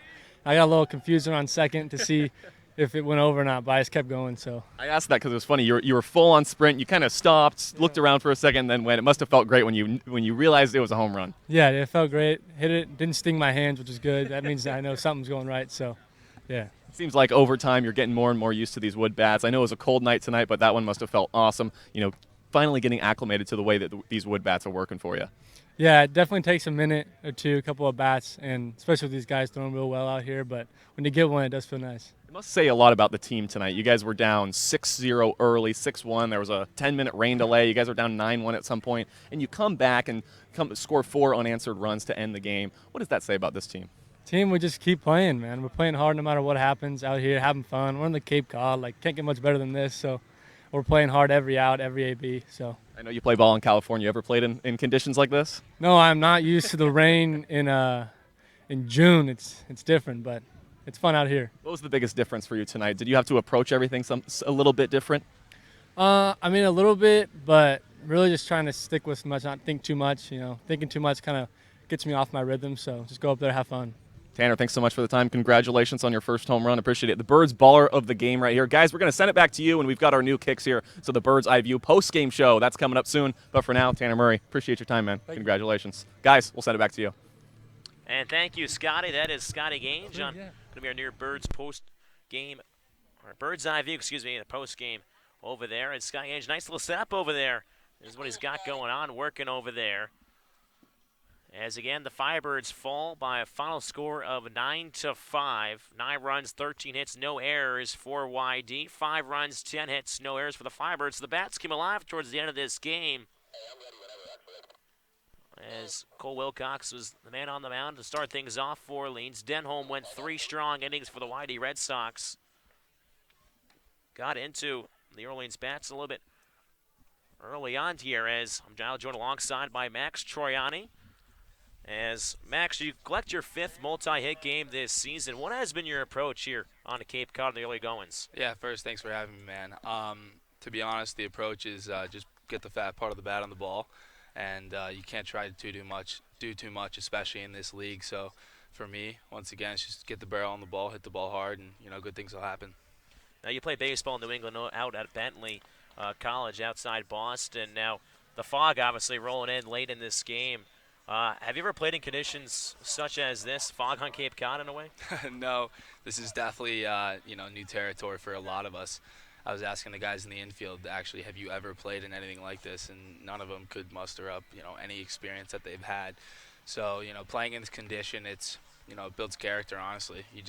You learn to fight through it. Anything over the lights we really couldn't see. So, you got to learn to work together, communicate in the outfield, and, we just got through it. It did look like an adventure at times trying to track down a ball out in the fog. Were there any funny, stories maybe from other guys that they heard, maybe said to you in the dugout about trying to catch a fly ball out there? The communication in the outfield, if you couldn't see the ball, was yelling out a fruit. So Zach Daniels yelled out pineapple once. Zach yelled out kiwi once. So it was just we were just having fun out there, man. The opposing bullpen was having fun too. Well, so when did that kind of taken apart? Because we saw the one out in shallow right field where I saw Eddie McCabe on one in the infield where he kind of threw his arms up. When did kind of that communication come into factor? I believe it was about the 4th or 5th inning, because we need 5 innings to get the game in. Yep. And we thought they were just going to call it after the 5th inning. So that's why we kept on playing. I mean, Kelly came right out and said, why are we playing? 3 guys can't see the ball. So I think it was about the 5th inning. And then, it kind of rolled over and out, and then from there came back a little bit in the 9th. But, we fought through it. Well, you talk about fighting through it. You guys were down 9-1 at one point in this ball game. What was kind of Kelly Nicholson and kind of the other coaches preaching to you guys down in that dugout on the first base side? Yeah, the great thing about our coaching staff is that they're so positive. I think that's very undervalued in the coaching staff, the ability to rally your troops in a positive manner. And provide hope, the light at the end of the tunnel for your guys. We just fought, putting up 5 runs, pretty good pitching staff. Proud of the guys and in the environment we had. I also feel bad for the pitchers that came in, and you have those bloops, that banks up the ERA. So once again, just the positive coaches, I really applaud for getting the troops going. It was a terrific performance, trying to bounce back after falling. I mean, Denholm was unhittable at the beginning of the game. I mean, he had his stuff working for sure, but you guys really did come together as a team and really try to bounce back in this one. Almost made the game a little interesting towards the latter part of that game, so it's fun for us to watch, obviously here in the rain and the fog. But thank you, Max, for joining us. No problem. I appreciate you having me. That is Max Troiani joining us from Bentley. As we now going to send it down to our side reporter, Scotty Gange, who is with Andre Sims, one of the broadcasters for the YD Red Sox. Scotty? Well, you gave him a great introduction, but there's much more to Andre Sims. He's not just the broadcaster for the YD Red Sox. He's also a great friend. Oh, yeah. And he's joining in on the Bird's Eye View postgame show, the inaugural Bird's Eye View postgame show. Andre, on behalf of Orleans, I apologize for this rain. You know, the fog wasn't as bad as it was that we had in Chatham last night. At least we got the game in today, so I care more about that than a little bit of rain. Our computers still work, and that's really all that matters. That's fantastic. I know you guys' broadcast went out in the third inning, Yeah. the third, fourth inning rain explosion. But I got to ask you, being on the kind of YD side, seeing the game from a different lens, we saw Orleans struggle and come back. But on the YD side, what did the game look like to you? You know, it's kind of the tale of two games, and this YD team is a very potent offensive team. They're among the best in the Cape in a host of offensive categories, and we saw it with the big inning. They've really been able to jump on pitchers early in this game. But on the flip side of that, the bullpen of this team is shaky, and that was why Orleans was able to slowly chip away at this game, is that they don't have that sort of shutdown arm out of the bullpen. They allow things like this to happen. We saw it in the game last Sunday against Katuitt, game 2 of the doubleheader. They had a 4-run lead going into the final frame, ended up giving up 5 in the inning, had to come back, ultimately tied that game. And so getting the last few outs of the game is something that's proven difficult for this team. You mentioned the pitching and how it's been difficult for this team, but something that hasn't been is the offense for YD. It's just been outstanding. 8 runs against Orleans. That was last week, and 9 runs against Orleans today. What's working so well for them? It's just production from top to bottom in this lineup. It's not a top-heavy lineup to where you get to 5, 6, 7, and 8, and there's a drop-off in talent. There have been multiple games this season where 7, 8, and 9 have really carried this lineup and able to turn lineup over to the top.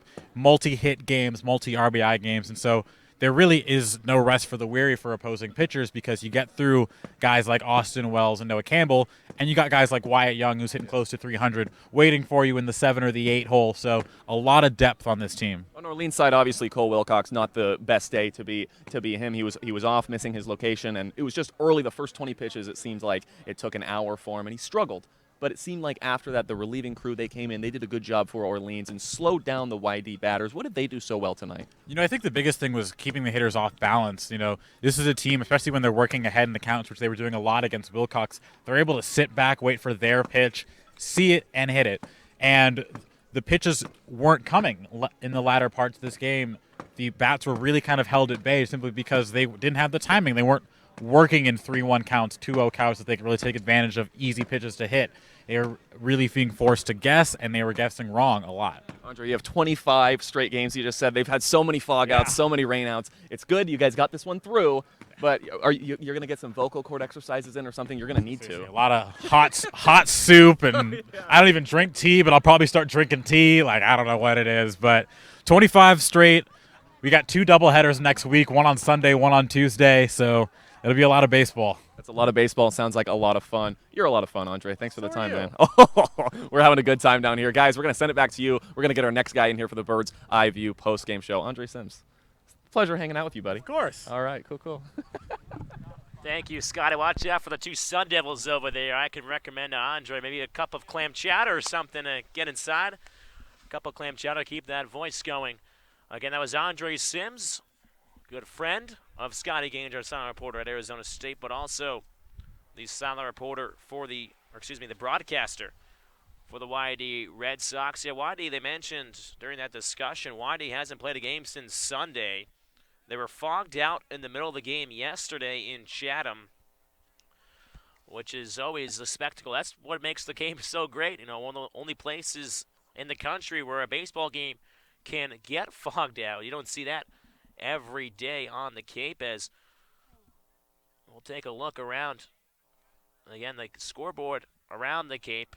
Again, we went through it earlier in the game, but Katuitt and Bourne were postponed after Doran Parkout and Bourne was unable to be on a playable surface. Brewster in Chatham, after 7 innings of play, was called, tied at 5. Hyannis and Falmouth has only played 4 innings at McKean Park. Of course, the Firebirds were there yesterday with a defeated the Harbor Hawks 4-0. Harwich defeating Wareham 4-1. And of course, final score here at Eldridge, YD 9, Firebirds 5. Now we're going to send over to our side reporter Scotty Gaines, who's alongside our other broadcaster, Josh White. Scotty, what do you got for us? continuation of our Bird's Eye View post-game show. Thomas, thanks for kind of filling the time and keeping us engaged here in what happened today. And Josh, I know you were just right next to him pretty much all game long. I need to hear your immediate reactions from tonight's game. Obviously a weird and wacky game. Thomas and I were talking on the air that I don't think we've played a game yet this summer, and it's only 9 games through, but it's almost a fourth of the way there, the regular season, that hasn't had a weird or wacky twist at some point throughout the ball game. Obviously, tonight was the 10-minute rain delay, then the fog, then it was Kelly Nicholson, who might be the nicest man you're ever going to meet on the face of the earth, was saying, hey, let's be smart here, let's care about the kids and their safety, just trying to get this game in a timely fashion, but also keep everyone safe.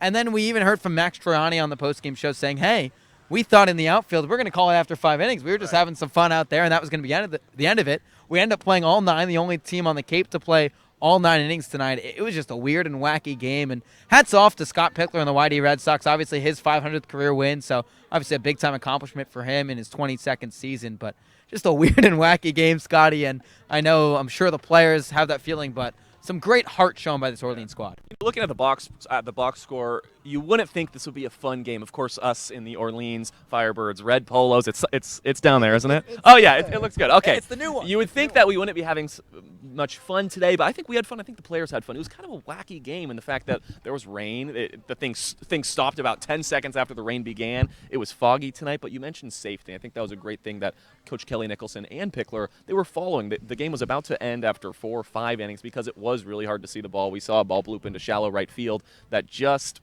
kind of formed a triangle of guys not really knowing where the ball went, but it was good to see at least the concern for safety, but obviously it was great to play 9 innings tonight. Yeah, obviously that should be the main concern here on Cape Cod. It's not about wins and losses, and Kelly Nicholson always talks about it. It's developing young men, and the other thing that comes into that is making sure that's in a safe environment, whether it's rain or fog or whatever it might be that night.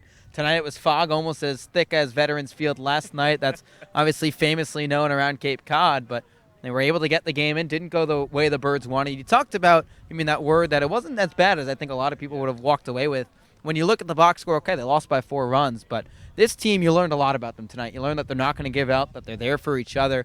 The effort by the bullpen in the second half of the game was spectacular. They didn't allow a run from the 6th inning onward. The offense scored in 4 consecutive innings. That's some really good signs from a team. You erased that first inning, and obviously you can't just say Orleans is going to win, but it shows that this team really has some grit to them. I find this game had 3 main highlights. The first one was, of course, the fact that grit. You talked about they were down 6-0, 6-1, 9-1, and they make their way back into the ball game, make it at least a ball game. The second one was the home run by our guy Tanner Murray, and the third one we haven't touched on, Michael Hobbs on the mound, 2 innings in relief, just outstanding. His 3rd appearance, he hasn't given up 1 run all season long any runs all season long, for the Firebirds. He was outstanding tonight. Yeah, if you don't mind, I want to piggyback on that 3rd one as well. Cam Fields as well, 2 shutout innings for him as well, and just the way the bullpen between the 2 of them pitched was outstanding. Obviously, Cole Wilcox wasn't at his best tonight, and he's one of the pretty much best pitchers on Cape Cod, probably top 5, top 10 at the very worst. He's going to go try out for Team USA, but between what Hobbs and Fields were able to do on the mound, it was good to see, especially for Fields, a bounce-back performance. So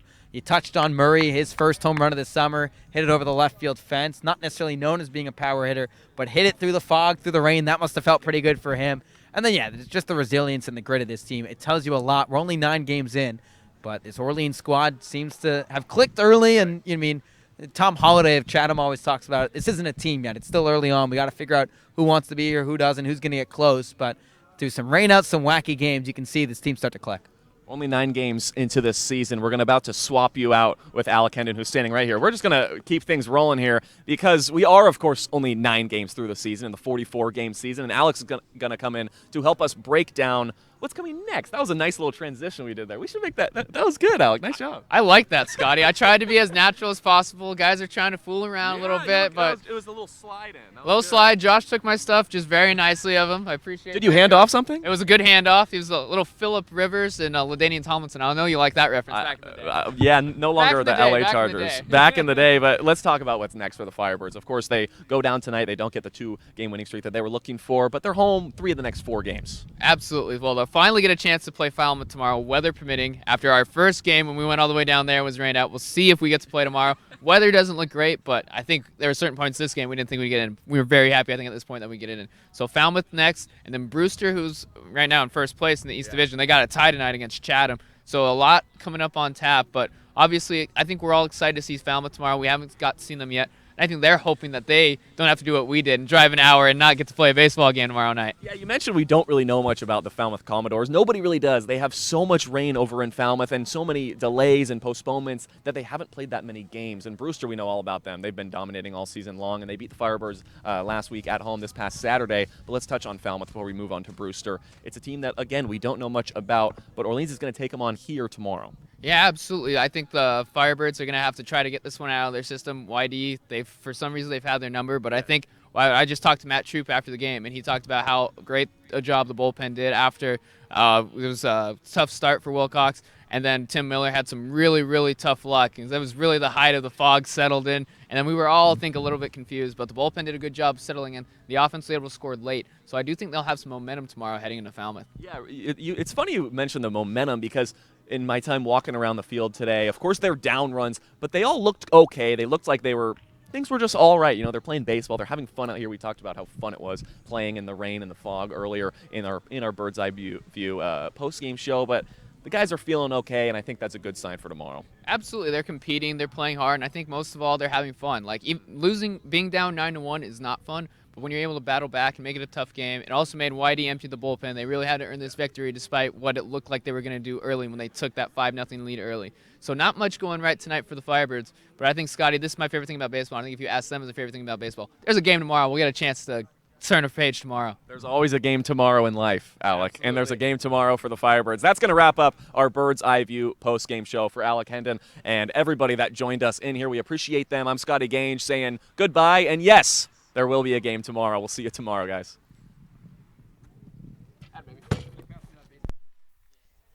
And thank you, Scotty. That wraps up our Bird's Eye View post-game. So, Scotty Gange, our first test run, looked pretty good over there, Scotty. Thank you to Josh White and Alec Hendon, Andre Sims, and Tanner Murray for joining Scotty Gange. Max Toronto, we had him here on the broadcast. So again, we'll be back here tomorrow to take on the Falmouth Commodores. First pitch at 7 p.m. Pre-game show started around approximately 6:40. Again, unfortunately, the Firebirds fall to the Waddy Red Sox by a final score of 9-5. From our sideline reporter Scotty Gange, our producer Bryce Johnson, my broadcast partner Josh White, I'm Thomas Inzrella saying so long from Eldridge Park.